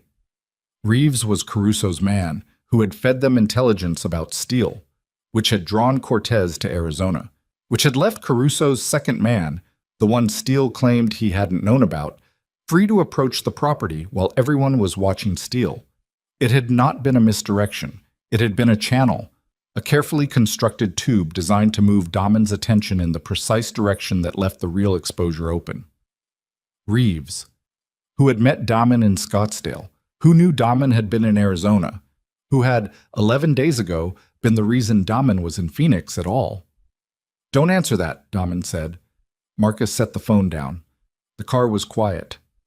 Outside, Chicago moved past the windows, indifferent and immense, and Damon sat with the understanding that had just assembled itself and felt the full weight of it settle into his bones. Reeves had not been a coincidence. The meeting in Scottsdale, the property, the one-day trip, the reason Damon had been at Sky Harbor at all had not been routine business that happened to put him in the same terminal as Elena. Someone had arranged for Damon Voss to see his pregnant ex-wife at an airport. Someone had known about Elena months before Caruso made his first call. Someone had moved Damon to Arizona deliberately and waited and watched 11 days of porch coffee and broken fences and a man slowly becoming someone different, and had let it happen, and had let Damon believe he was acting of his own accord, and the entire architecture of the last 11 days, the most honest 11 days of his adult life, had been built on ground that someone else had prepared. He did not know yet who, he did not know yet why, but he knew, sitting in the back of the car with the cold, clear certainty of a man who has just seen the room for what it actually is, That the most dangerous thing about an enemy who wants to change you is that sometimes they succeed and you don't find out until you've already become someone who can be hurt in ways the old version of you could not. He was a father now, in every way that mattered, and somebody had known that before he did and had decided to use it. He sat with it for 6 hours before he moved. 6 hours in the hotel room with the drapes pulled and his jacket on the chair and his phone on the nightstand and the cold thing in his chest that was not fear anymore, but something past fear, the place fear goes when it burns through its fuel and leaves behind only clarity. He ordered coffee he didn't drink. He sat at the small desk and wrote things on hotel stationery in his cramped, angular handwriting. Names, connections, timelines, the specific geography of what he now understood, and then he sat back and looked at what he had written and followed the lines to where they led. They led to Reeves. Not to Caruso. Caruso was the visible problem, the declared threat, the man across the restaurant table talking about properties and timelines. Caruso was the thing you were supposed to be looking at. The deeper problem was Reeves, who had arranged the meeting in Scottsdale, who had put Damon on a plane to Phoenix, who had made sure Damon was at Sky Harbor on a specific afternoon when Elena Vale walked through the terminal. Caruso had not built this. Caruso was overextended and reactive and had latched onto a situation that someone else had constructed. The question was who had built it. The question was what the construction was for. He called Marcus at midnight. "I need everything on Reeves," he said. "Not the surface, the full history, who he's worked for, who recommended him to me, every deal he's been involved in that has any connection to Elena, to Arizona, to anything that touches the last 2 years." Marcus was quiet. "You think this goes back further than Caruso?" "I think Caruso is the last chapter of a story someone else started writing." He heard Marcus breathe. "It's going to take time." "You have until morning." He ended the call and sat in the dark room and thought about Elena. He had not called her since the conversation in the car. He had told himself it was because he didn't have anything solid yet, didn't want to alarm her further without knowing more. The honest accounting was different. He didn't know what to say. He didn't know how to explain that the 11 days he had believed were his own, the porch, the coffee, the broken fence, the afternoon she told him the baby kicked at 3 o'clock, might have been arranged. That the airport moment, the one that had broken something open in him, might have been engineered. He didn't know what that made the 11 days. He didn't know if it unmade them. He sat in the dark and could not answer that. Marcus called at 5:47 in the morning with a voice that had not slept. "Reeves has been working for a man named Gerald Holt for the last 4 years, Marcus said. "Holt he's not organized crime. He's finance, private equity. He's been acquiring distressed assets in the Midwest for the better part of a decade, and he's good at it. He identifies situations where there are obstacles to acquisition, and he removes the obstacles." Damon was already sitting up. "What does he want with me?" "Not you specifically, your operation." Marcus paused. "More specifically, the land. You've been sitting on 14 acres in the Kinsey corridor for 6 years. You bought it as a hedge, never developed it. Holt's been trying to get to it for 2 years, and you've turned down every approach because the approaches came through brokers and you didn't recognize them as connected." Damon processed that. 14 acres in the Kinsey corridor. He had bought it at a distressed price in 2018 and held it because the numbers didn't pencil for development yet. He had not thought about it in months. "What's it worth now?" he said. "To Holt's fund, with the development plans they've been sitting on. 60 to 80 million. The number sat in the silence of the hotel room. "He used Caruso," Damon said slowly. "Caruso's pressure on the other properties was supposed to make me liquidate, sell under duress, including the Kinsey parcel." "That's what it looks like," Marcus said. "And Reeves, the Scottsdale meeting, the whole thing, that was Holt's people making sure you were destabilized, making sure your attention was split, making sure you had a reason to be in Arizona instead of Chicago, watching the operation." Damon stood up and walked to the window. He pulled the drape and the Chicago morning came in, gray and flat, the lake invisible in the early mist. "And Elena?" Marcus was very quiet. "Marcus." "Holt's people identified Elena as a pressure point 8 months ago," Marcus said. There's a woman in Elena's building in Phoenix, the apartment she stayed in briefly before going to Ridgeline. She works for a property management company that Holt owns a stake in. She was reporting on Elena's movements. 8 months. Before Damon had gone to Arizona. Before the airport. Someone had been building this architecture while Damon was in Chicago thinking his divorce was a private matter, thinking the thing with Elena was finished and sealed. The airport, Damon said. Reeves arranged your flight routing to go through Phoenix specifically. The Scottsdale meeting was real. There was a genuine property to discuss, but the routing was chosen. Damon put his hand flat on the cold glass of the window. Outside, the city was beginning its morning. The first lights moving on Lakeshore Drive, the gradual accumulation of a day. And he stood with his palm on the glass and breathed and let the full shape of it assemble. He had been moved like a piece on a board. His divorce, his guilt, the airport, Elena's face through the terminal glass, the instinct toward the desert, all of it had been framed and arranged and lit from the right angle. And what had happened as a result of all that arrangement was real. That was the thing he kept returning to. The 11 days were real. Whatever Elena had been building toward him was real. The baby was real, and the morning light on the mountains, and the 3 o'clock kicks, and her voice on the phone saying, "Come back." Real things built on arranged ground. He did not know yet what that meant for the ground. He knew what it meant for the things. "Get me a meeting with Holt," he said. Marcus inhaled sharply. "Damon, not through brokers, direct, my number to his number, today." "He's not going to—" "Tell him I'll sell the Kinsey parcel," Damon said. "Tell him I want to discuss terms. He'll take the meeting." A pause. "And when you're in the room with him, I'll figure out what to do with him when I can see his face." Gerald Holt was 58 years old and looked like money that had been old long enough to forget it was ever new. He was tall and gray-haired and wore the particular kind of suit that was expensive in the way that didn't advertise itself. And he had an office on the 47th floor of a building on Walker Drive that looked out over the river and the city with the proprietary ease of a man who believed in the fundamental rightness of his own position. He stood when Damon came in, which was a courtesy, and extended his hand, which Damon shook, and gestured to the chairs near the window, which Damon took. There was no one else in the room. Holt had sent his assistant out. Whatever this was, he wanted it private, which told Damon something about how much he knew and how much he was willing to acknowledge.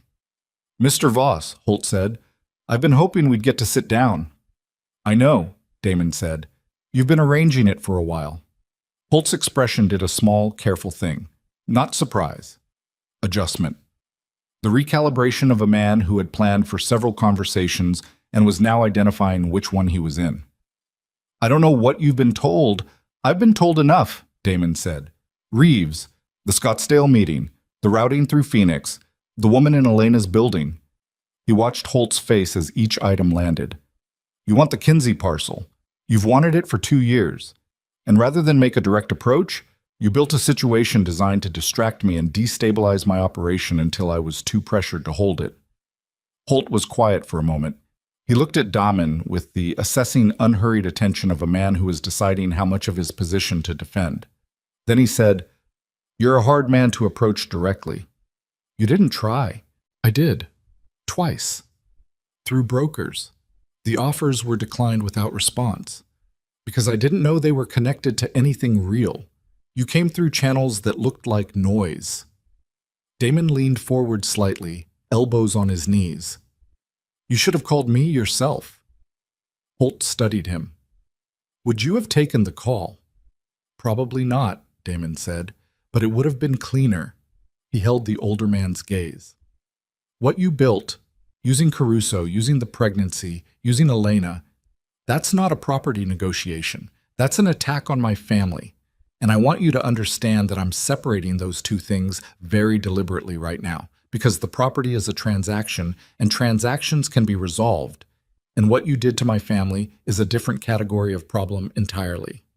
The word family sat in the room. Holt looked at it. "My people acted outside their instructions with respect to—" "I don't care," Damon said, simply and absolutely. "Your people are your instructions. You don't get the distance." He sat back. "Here's what I'm going to offer you. Once. The Kinsey parcel at a fair market price. not distressed, not under duress. A legitimate transaction, documented, clean. In exchange, Caruso is handled through whatever arrangement you have with him. Steele is gone. The surveillance on Elena and the property in Arizona ends today, and the woman in the building in Phoenix is reassigned. Holt looked at him for a long moment.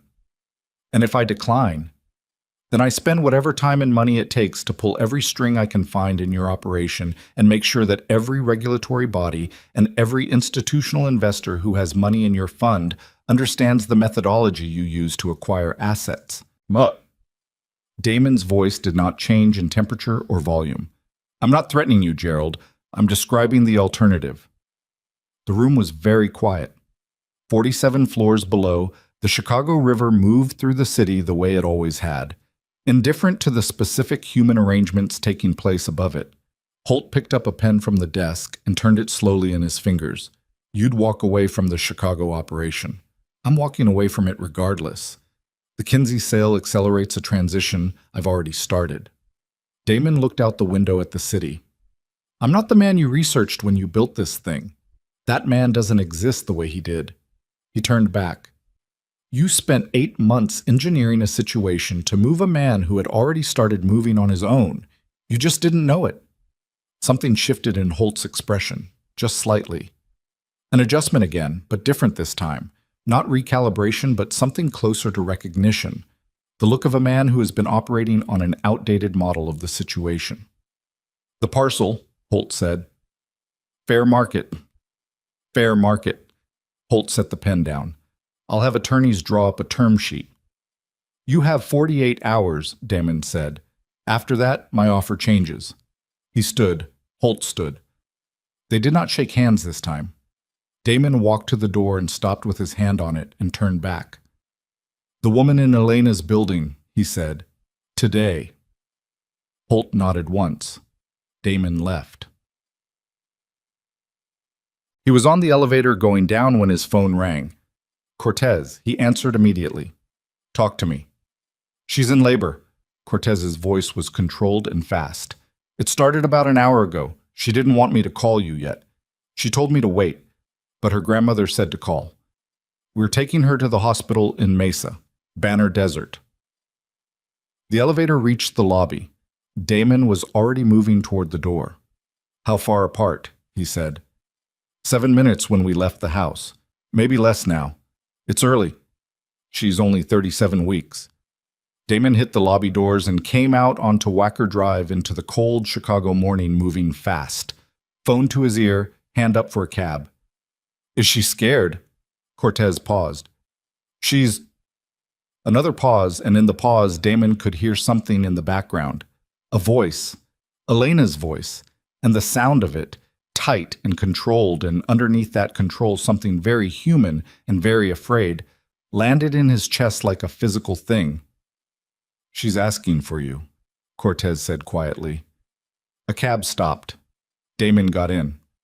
O'Hare, he said to the driver. Fast. He kept Cortez on the line.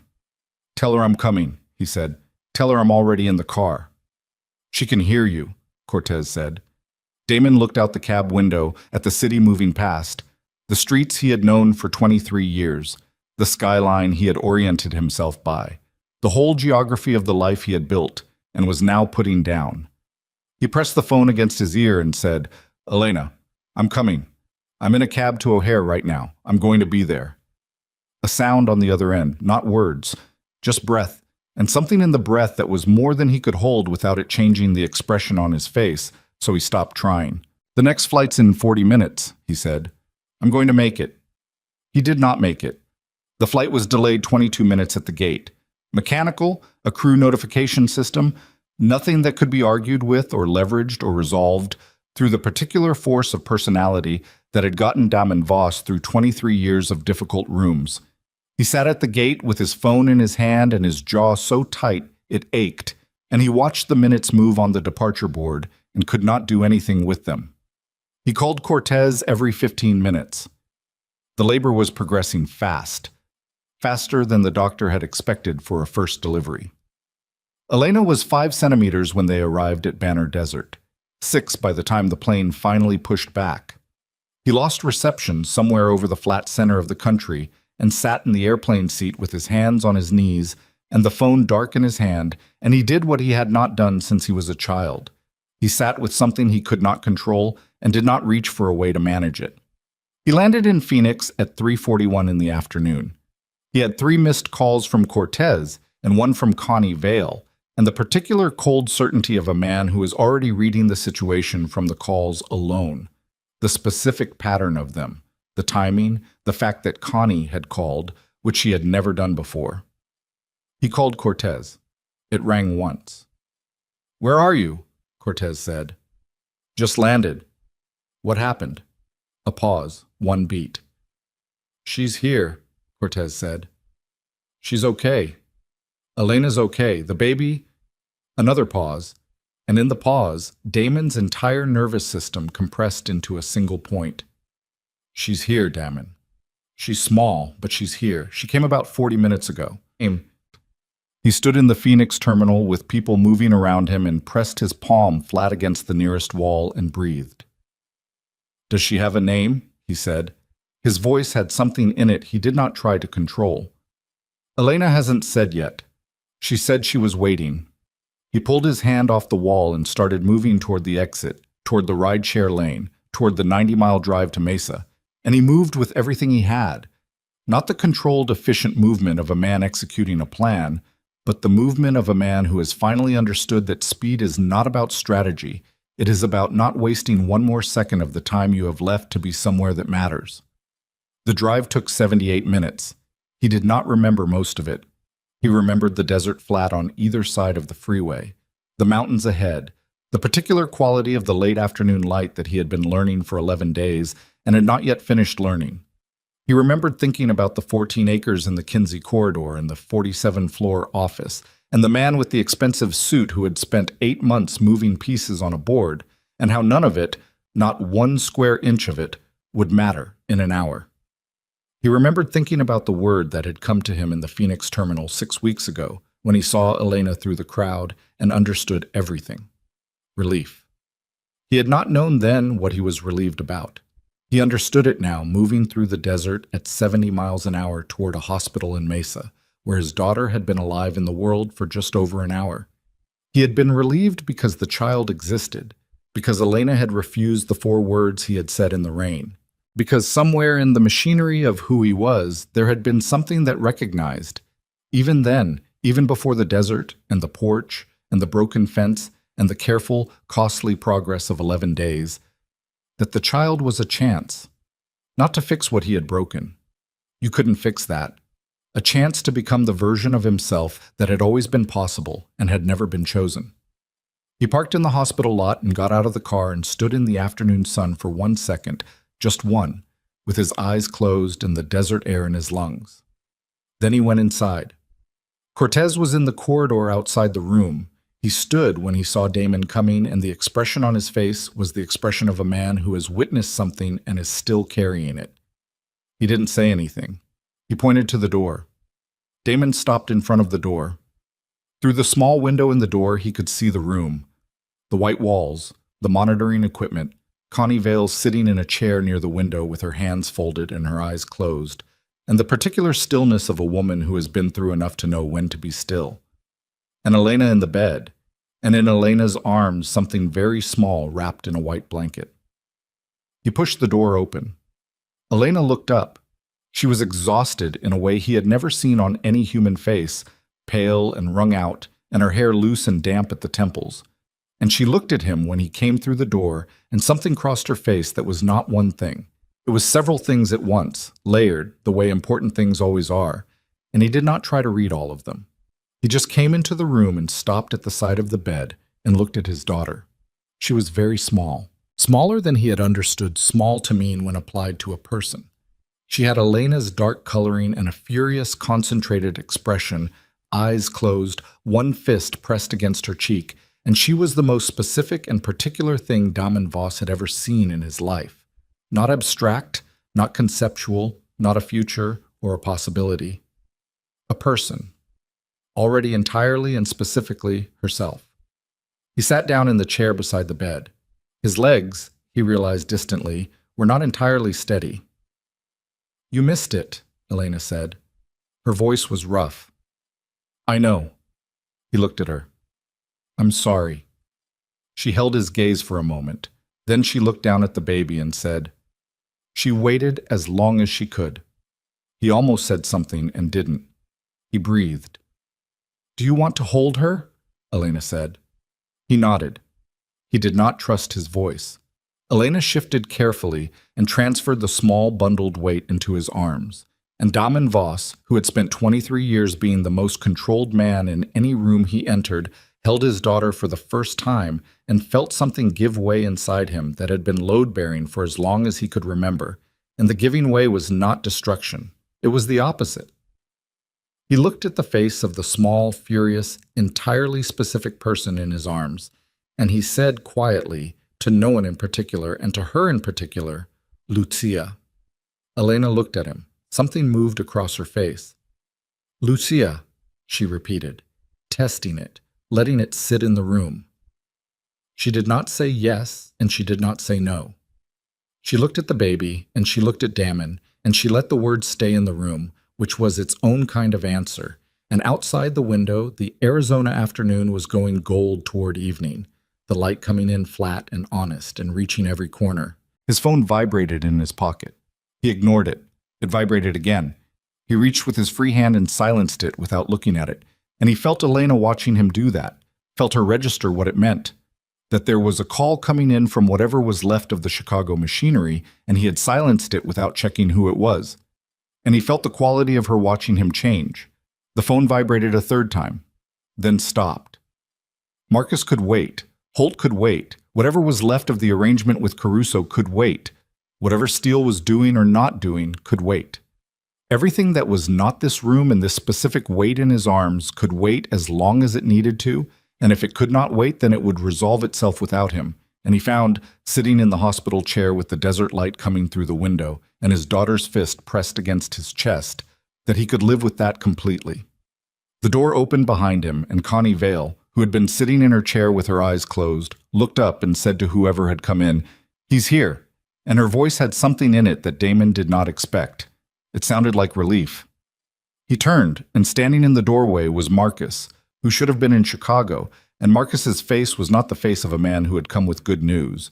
And next to Marcus was a woman Damon did not recognize. Small, 30s, wearing a jacket that said Federal on it in letters that needed no explanation. And she looked at Damon and said, "Mr. Voss, I'm sorry to do this here." Elena's hand found his arm. He felt her grip tighten. The woman in the Federal jacket looked at him steadily and said 4 words that were, in their own way, the most clarifying thing anyone had said to him in 23 years of building a life on the opposite of them. "We need your help." And the room waited, and the baby made a small sound against his chest, and Damon Voss looked at the woman in the doorway, and then at Elena's hand on his arm, and then at the face of his daughter, and understood that the next thing he chose would be the thing that determined finally and completely who he actually was. Her name was Agent Dana Rice, and she had the particular brand of patience that federal investigators develop after years of waiting for the right moment to walk through the right door. She did not apologize again for the timing. She had said her one sorry, and she meant it, and she was done with it, which Damon respected, even as he held his daughter in his arms and felt Elena's grip tighten on his forearm and understood that whatever came next was going to cost him something he had not yet fully calculated. "Give me a minute," he said. Rice nodded. She stayed in the doorway.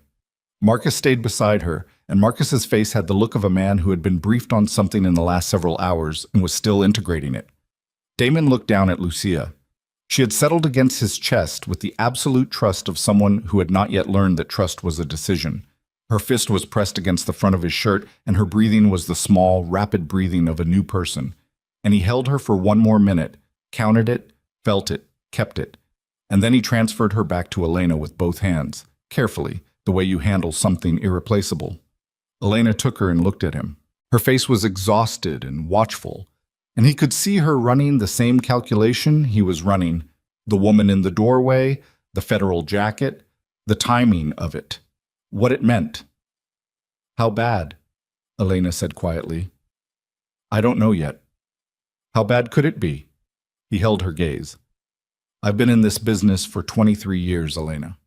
She looked at him for a moment, then she looked down at Lucia and said, Go find out. He stood. He smoothed his jacket, which was a habit, a muscle memory from 23 years of walking into rooms that required a certain presentation, and then he stopped doing it and just walked to the door and out into the corridor. Otsi. The corridor was fluorescent and smelled like antiseptic, and the particular institutional quiet of a building where serious things happen in ordinary rooms. Rice had stepped back from the door to give them space. Marcus was leaning against the wall with his arms folded and his eyes on the floor. Damon stopped in front of Rice. She was maybe 40, with dark eyes and the kind of face that had learned to give nothing away without effort. Talk, he said. We've been building a case on Gerald Holt for 14 months, Rice said. Asset fraud. Securities manipulation.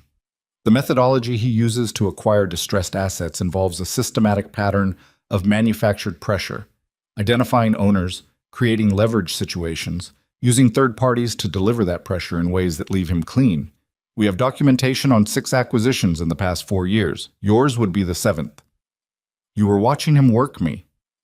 We were watching him work you, yes. The word work landed the way she intended it to, and Damon stood with it and did not let his face do anything. And you need me to testify. We need your cooperation, full documentation of the approach, Reeves, the Scottsdale meeting, the connection to Caruso, the surveillance on your ex-wife.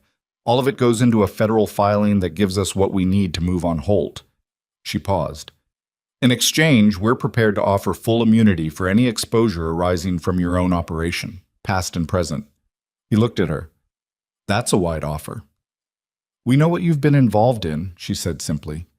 We're not interested in it. We're interested in Holt. She paused. And in the 6 other families he did this to, who didn't have your resources to figure out what was happening to them. That landed differently. He had not thought about the 6 other acquisitions, the other people on the other end of the methodology, who had been pressured and surveilled and manipulated and had probably not had a Marcus to run overnight intelligence, or a Steele who decided to call and offer a professional courtesy.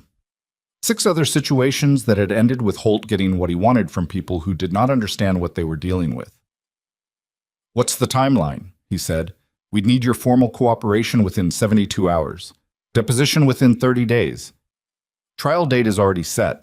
We have other witnesses. You're not the foundation. You're the close. He looked down the corridor. A nurse moved past them, pushing a cart. Through the window of the room, he could see Connie Vale leaning over Elena's bed, saying something, and Elena looking up at her and then down at Lucia, and the ordinary, profound weight of it, the simple human weight of it, pressed against the inside of his chest. Holt's attorneys are going to come at everything I've done, he said. Yes. It'll be public. Yes. My name will be in it. Mr. Voss. Rice looked at him with the direct, unhurried attention of someone who is not selling anything. Your name is already in things. This is a chance for it to be in something different. He stood in the corridor for a moment. Then he said, I need to talk to my attorney. Of course. And I need tonight. She looked at him. Something moved across her face. Not softness exactly, but something adjacent to it. A recognition of the specific circumstances of the room down the hall. Tonight, she said. Call me in the morning. She handed him a card. He took it. She walked down the corridor toward the elevator with the unhurried walk of someone who had learned to conserve energy for the long game, and the elevator came and she got in and the doors closed. Damon stood in the corridor and looked at the card for a moment. Then he looked at Marcus. You knew she was coming, he said. She contacted me 6 hours ago, Marcus said. I didn't know what she had. I came down to tell you in person. He paused. I thought you should hear it here, not over the phone. Damon nodded slowly. He folded the card and put it in his jacket pocket next to the hotel stationery from Chicago with the names and connections written in his handwriting, which now felt like something from a previous era of the day. When this is done, Damon said, when I've given them everything they need, I'm going to be finished, Marcus. Marcus was quiet. The operation, the portfolio, whatever's left after Kinsey, all of it. He looked at his oldest employee and the closest thing he had to a person who knew him entire. I'm going to need you to help me wind it down cleanly. Marcus looked at him for a long moment. I know, he said. I've been waiting for you to say it. You could have said it yourself. It wasn't mine to say. Marcus pushed off the wall and straightened. I'll start making calls in the morning. He looked at the door to Elena's room. Go back in there. Damon went back in. He stayed the night in the hospital. There was a chair that did not accommodate his frame, and he sat in it anyway. And sometime after midnight, Elena fell into the deep sleep of a person whose body has completed an enormous project, and Lucia slept in the bassinet beside the bed, and Connie curled into the other chair with a blanket a nurse had brought and slept with the practiced ease of a woman who could sleep anywhere she needed to. Damon did not sleep. He sat in the chair and watched his daughter breathe and thought about all of it. He thought about the 14 months Agent Rice had been building her case, which meant she had been watching Holt's methodology for nearly the entire time Damon's marriage was disintegrating, and his operation was running, and he was standing at windows in Chicago telling himself the choices he was making were the right ones. He thought about the 6 other families. He thought about the specific evil of what Holt had built. Not dramatic evil, not the visible and nameable evil of a man like Caruso, but the bureaucratic evil of a man who used systems and distance to manufacture damage and collect the proceeds without ever being in the room when the damage occurred. He thought about Elena's voice on the phone saying she stopped moving and the 20 minutes of waiting. He thought about what he was going to have to put on record in a deposition. 23 years of operational decisions, the things he had done that were clearly wrong, and the things he had done that existed in the gray space where wrong and necessary overlapped in ways he had never examined too closely. He thought about what it would mean to have all of it documented and filed and eventually public, to have his name attached to an honest account of what he had built. He thought about it for a long time and arrived, sometime around 3 a.m, at something that was not peace but was related to it. The honesty was the thing. Not the immunity, not the outcome. The honesty. He had spent 23 years building a structure that required constant maintenance of its own fictions, and the maintenance had been so complete and so habitual that he had mistaken it for character. He had been managing a performance of himself rather than being himself, and the performance had been good enough that even the people who knew him well had not always been able to tell the difference. The desert had been the difference. 11 days on a porch with nothing to leverage and nothing to perform, and nothing to offer except presence. He had been himself on that porch in a way he had not been himself in longer than he could account for, and it had terrified him, and it had also been the only thing in 23 years that felt entirely real. He was going to put it all on record, not because it absolved anything, because it was true. In the morning, when Elena woke and fed Lucia, and the room filled with the ordinary activity of a new day in a hospital, the nurse checks, the pediatrician's visit, Connie going down to the cafeteria and coming back with coffee that was bad in the cheerful institutional way, Damon sat on the edge of Elena's bed and told her everything. Not a summary. Everything. The structure of his operation, the specific decisions that had crossed lines, the things he had done that could not be characterized as anything other than what they were. He told her about Holt and Rice and the deposition. He told her about the immunity offer. He told her what going on record was going to look like, and what it was going to cost in terms of his name and his history, and the specific way the world would know him afterward. Elena listened with Lucia in her arms and her eyes on him, and she did not interrupt. When he finished, the room was quiet for a moment. "Why are you telling me all of this?" she said. "Because you told me not to make decisions without you," he said. "This is the decision. I wanted you to know what it means. If you're going to let me be here." She looked at him for a long moment. Her face was still tired, but underneath the tiredness, something had clarified overnight, the way faces clarify after the large physical event of birth, as though the body has shed something non-essential and what remains is more itself. "You think it changes things," she said. "It changes things for the people around me, for you, for her." He looked at Lucia. "I wanted you to be able to make an informed decision about that." "Damon," she shifted Lucia slightly. "I already knew what kind of man you'd been. I was married to you for 9 years. I'm not naive." She paused. "What I didn't know was whether you were capable of being a different kind. That's the only question that matters to me now." He held her gaze. "I don't know if I am," he said. "I know I'm trying." "I know," she said. That's why I'm letting you sit on my hospital bed at 7 in the morning. He almost said something and decided against it, which was itself a form of the difference. The old version of him would have used the opening, leveraged the warmth, moved toward the close. He sat on the edge of the bed and did not move toward anything. He just stayed where he was. Call the agent, Elena said. Tell her yes. He called Rice at 8:15. She answered on the first ring, which meant she had been waiting, which meant she had read the situation well enough to know he would call early. He said yes. She said she would have her team in Phoenix by end of day. He said he needed until 10. She said she'd give him until noon.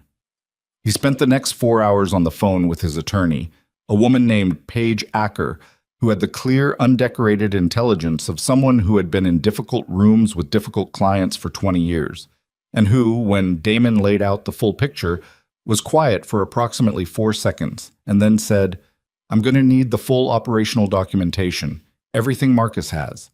And I need it clean, Damon. If this goes to deposition and something surfaces that I wasn't told about, it becomes a different kind of problem. There won't be anything you weren't told about, he said. There's always something, she said, not unkindly. Not this time, he said. I'm done with the difference between what I say and what's true. Another brief silence. Then, all right, Paige said. I'll be in Phoenix tonight. He called Marcus and told him to compile everything and send it to Paige. Marcus said it would take until evening. Damon said that was fine. Marcus said Damon, and then didn't say anything else.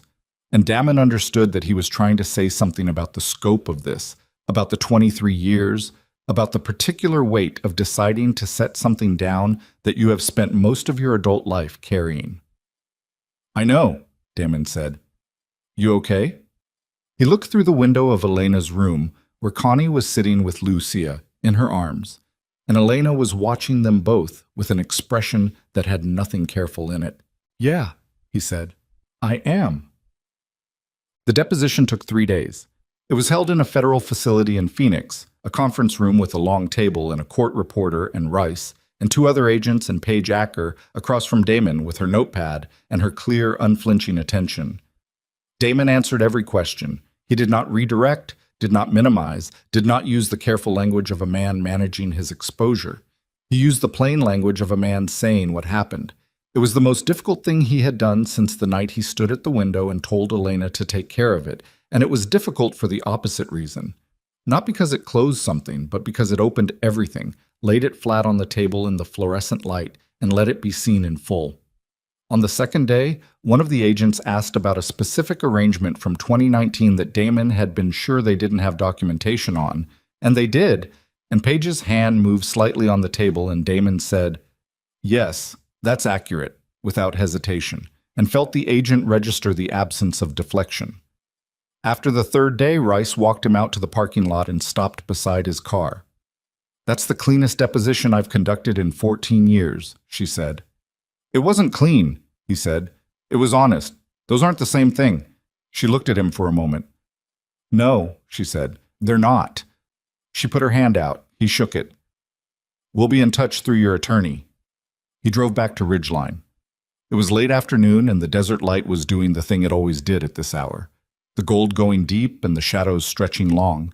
And he drove through it with the windows down because the desert air was something he had not finished learning yet. Holt's trial was 5 months away, but the mechanism had begun moving the morning Damon's deposition was filed, and mechanisms like that, once moving, did not stop. Caruso, faced with the evaporation of Holt's support structure and the simultaneous pressure of Marcus's call to the state regulatory contact, spent 3 weeks consulting his own attorneys before quietly agreeing to the original property arrangement Damon had offered. The East Halstead parcel, the consulting fee arrangement, clean, no further contact. His attorneys communicated this through channels that maintained the fiction that it was a business decision rather than a retreat, and Damon let them maintain that fiction because he was done spending energy on men who needed it. Steele went back to Atlanta. He did not charge for the Arizona work, which Cortez communicated with a straight face and no commentary. Reeves disappeared, which was not unusual for people who had been operating in the space between legitimate business and organized leverage. Marcus tracked him briefly and then stopped, because Marcus had a great deal of work to do winding down a 23-year operation and limited time to spend tracking a man who no longer mattered. The Kinsey parcel sold to Holt's fund at fair market rate because the transaction itself was legitimate and the sale was the cleanest resolution of a situation that had too many moving parts, and the proceeds went into an account that Damon was going to use to build something entirely different. He bought land in December, 40 acres outside Ridgeline, south-facing slope, the kind of land that had been left alone long enough to be itself, scrubby and honest and full of the desert life that most people drove past without seeing. He bought it with his own name on the deed, which was also new, the absence of shells and holding companies, and the careful distance of a man who had spent 23 years ensuring that nothing could be traced directly back to him. He broke ground in January, 2 weeks after Lucia's due date. She had arrived 3 weeks early, which Connie said had been characteristic of Elena at every stage of her life. On a small organic farm operation that was going to take 2 years to be viable and 5 years to be profitable, and which Damon had chosen specifically because it required the kind of patience that could not be manufactured or leveraged or accelerated by intelligence and strategy. It required showing up every day and doing the slow work and waiting for the land to respond. He was good at waiting now. He had practiced it on a porch. Elena was not there for the groundbreaking. She was in Ridgeline at Connie's house, which was where they both were, which was where Lucia was, and they had not made any formal decisions about what their arrangement was or would be. They had been living in the approximate proximity of people who were still deciding, which was its own kind of courage, to be in the uncertainty without forcing it to resolve before it was ready. She came to the land in February, on a Saturday, driving Connie's truck with Lucia strapped into the car seat that Damon had spent 45 minutes installing correctly the week before. He was working on the irrigation line when he heard the truck come up the access road, and he stood up with his hands dirty and his shirt through with sweat and watched her get out and unstrap Lucia and walk across the raw ground toward him. She stood at the edge of the area he had been working on and looked at the land and then at him. Lucia was in her arms, wide awake, taking in the desert with the concentrated attention of a 2-month-old who is still assembling the basic categories of existence. "It's big," Elena said. "It's enough," he said. She looked at him. He was, she thought. And she would not say this for another 4 months, would hold it for the right moment in the way she held the things that mattered, different in a way that was not performance. The difference was in how he held his hands when he wasn't doing anything with them, which was loosely, without the contained tension that had characterized every version of him she had known for 9 years. The difference was in how he looked at her, which was directly and without agenda, without the subtle engineering of a man always positioning for the next exchange. He looked at her the way you look at something you have almost lost and have not yet finished being grateful for. "Can I?" he said, and gestured toward Lucia. She transferred her over. He held his daughter against his chest with his dirty hands and his work shirt, and the desert afternoon spreading out around them, and Lucia grabbed the collar of his shirt with her fist and held on. They stood on the raw ground in the February light and did not talk for a minute, which was its own kind of conversation, the kind that only exists between people who have been through enough together that silence has weight and texture and meaning. "Paige called," Elena said eventually. "The trial date's been set, September." "I know, she called me too." "Are you ready for it?" He thought about it honestly. "No," he said, "but I'm going to do it anyway." She nodded. That was the right answer. She had learned in the months since the hospital that the right answers were almost never the confident ones. "Connie wants you to come for dinner Thursday," she said. "She's making the red chili thing." "I'll be there," he said. She looked at him for a moment longer and then looked at the land.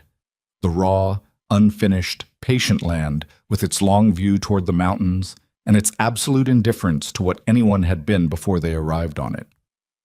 She had been in the desert long enough now to understand something about that indifference, the way it was not cruelty, but simply the nature of ground that did not carry the history you brought to it.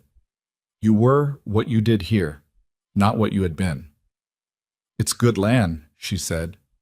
"Yeah," he said. "It is."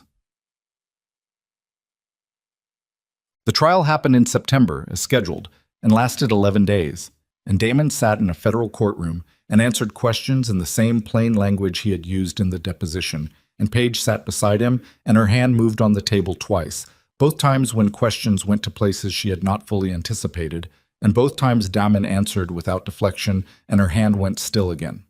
Gerald Holt's attorneys were very good, and they did the thing Damon had expected. They went through his history with methodical, unapologetic thoroughness, every deal and arrangement and decision that could be characterized as anything other than clean, and they characterized all of it in the most unfavorable available light. And the court reporter typed all of it, and it became part of the record. Damon sat with it. He did not flinch, and he did not minimize, and he did not perform remorse for the benefit of anyone in the room. When the defense attorney asked him directly whether he considered himself a criminal, he was quiet for a moment and then said, "I made decisions that caused harm to people. Some of those decisions were illegal. Some of them existed in spaces that weren't clearly defined. I'm not the right person to characterize it. I'm just the person who has to live with it."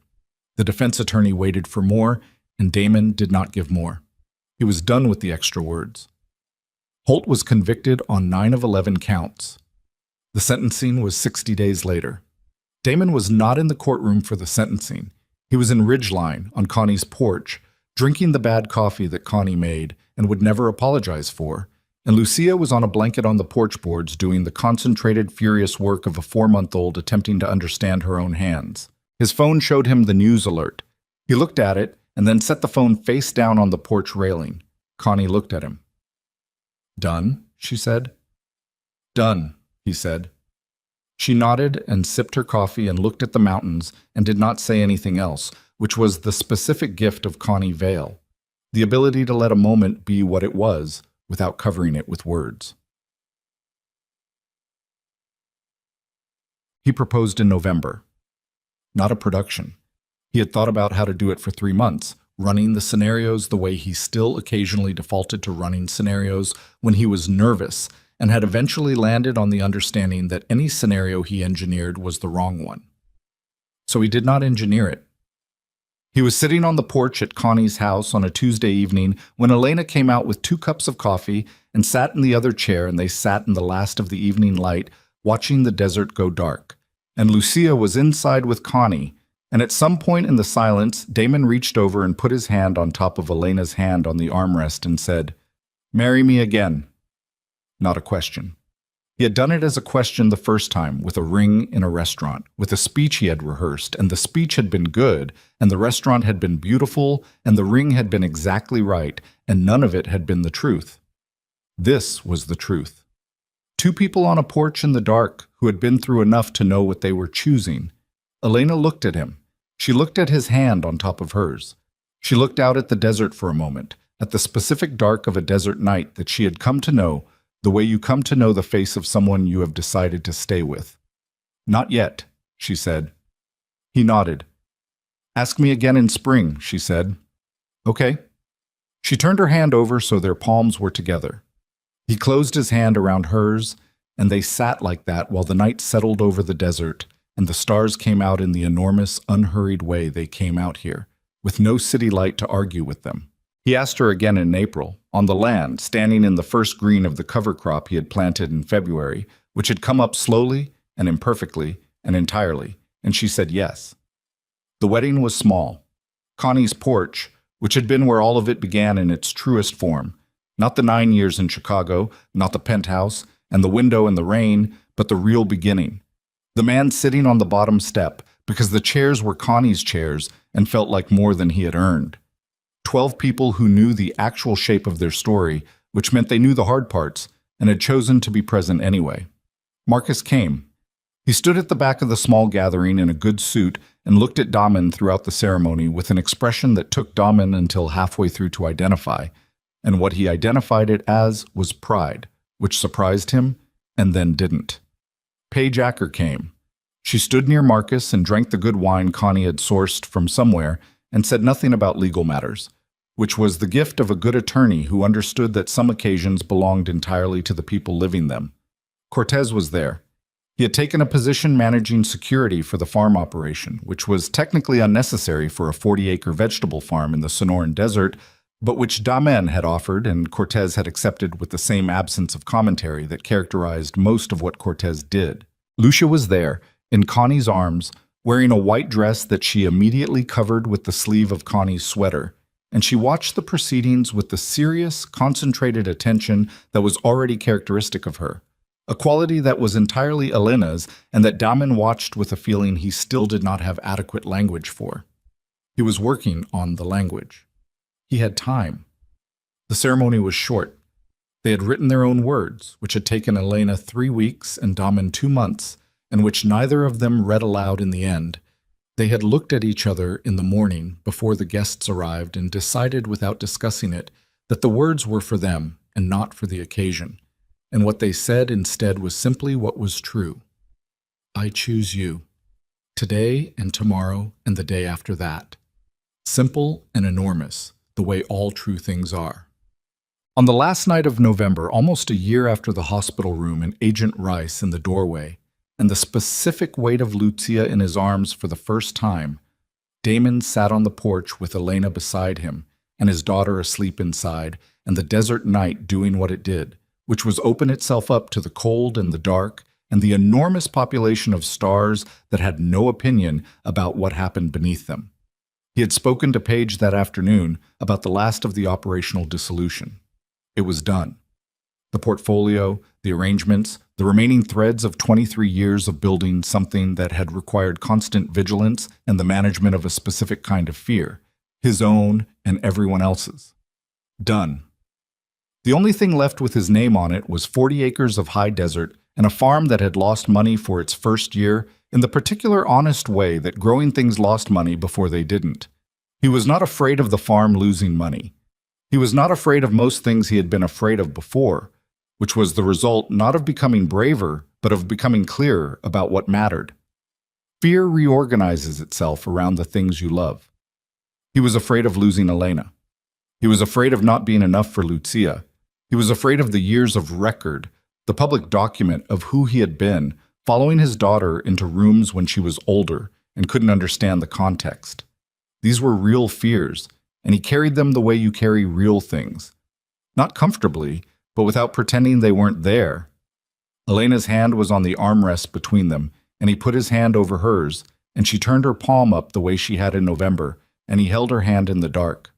The cover crop came in better this week, Connie said. She went to look at it Tuesday. She didn't tell me she came. She doesn't need permission. No, he said. She doesn't. The silence settled. Somewhere in the desert something moved, one of the small nighttime things that had business out there, and then it was quiet again. Are you okay? Elena asked. She was looking at the dark, not at him. He thought about the question the way she had meant it, not the surface of it, not the automatic yes that 23 years had trained him to produce. He thought about the actual answer. I don't know yet, he said, but I think I'm going to be. She squeezed his hand once. He squeezed back. Inside, through the screen door, he could hear Lucia making the small sound she made when she was cycling toward waking, the tiny declarative sounds of a person in the process of arriving at consciousness, and Elena's head tilted slightly toward the sound the way it always did, the automatic attention of a mother who has learned her child's specific frequencies. She's going to wake up, Elena said. I know, he said. I've got her. He stood up. He went inside through the screen door and into the warm interior of the house with its accumulated smell of coffee and desert air and the particular living quality of a space that is fully occupied, and he went to where Lucia was stirring in her bassinet, and he picked her up before she fully woke, with both hands under her small certain weight, and she settled against his chest and made a sound that was not distress but recognition. He stood in the middle of the room with his daughter against his chest and the desert night outside the window and Elena on the porch, and Connie asleep in the back room and the farm quiet on its 40 acres to the south. And he understood that this was the thing he had been moving toward, through all of it, through 23 years of building the wrong thing, and 1 night in the rain, and 6 months of a lie, he told himself, and 11 days on a porch, and depositions and verdicts and cover crops, and a small wedding, and the slow, unmerciful, irreplaceable work of becoming someone his daughter would not have to explain. He stood in the room and held her, and she slept. It was enough. It was, he had come to understand, the most that anyone ever got, and more than most people allowed themselves to recognize. And he was not going to be the man who failed to recognize it twice. Outside, Elena sat on the porch in the dark and listened to the desert, and her daughter breathing, and the particular silence of a house where everyone you love is close enough to hear. She had not forgotten what he had done. She would not forget. The past was the past, and it existed permanently in the record, the way the deposition existed, the way the trial transcript existed, the way the specific night with the rain in the pharmacy bag and the 4 words that should never have been said existed. Forgetting was not the thing. Forgetting would have made the present smaller, would have cheapened it, reduced it to something sentimental, and therefore false. She had chosen this with full knowledge of what it cost and what it came from. That was the thing forgiveness actually was, not erasure, but a decision made in full light, with open eyes, by a person who has the right to make it, to move forward anyway. She had made that decision not because he deserved it, and not because it was easy, but because they both deserved the possibility of peace, and because her daughter deserved a father who was becoming instead of one who had finished. She sat on the porch until she heard Lucia settle and go quiet again, and then a little longer, because the desert night was very beautiful, and there was no reason to rush. Then she got up and went inside, and let the screen door close softly behind her, and the desert was left to itself, which was all it had ever needed.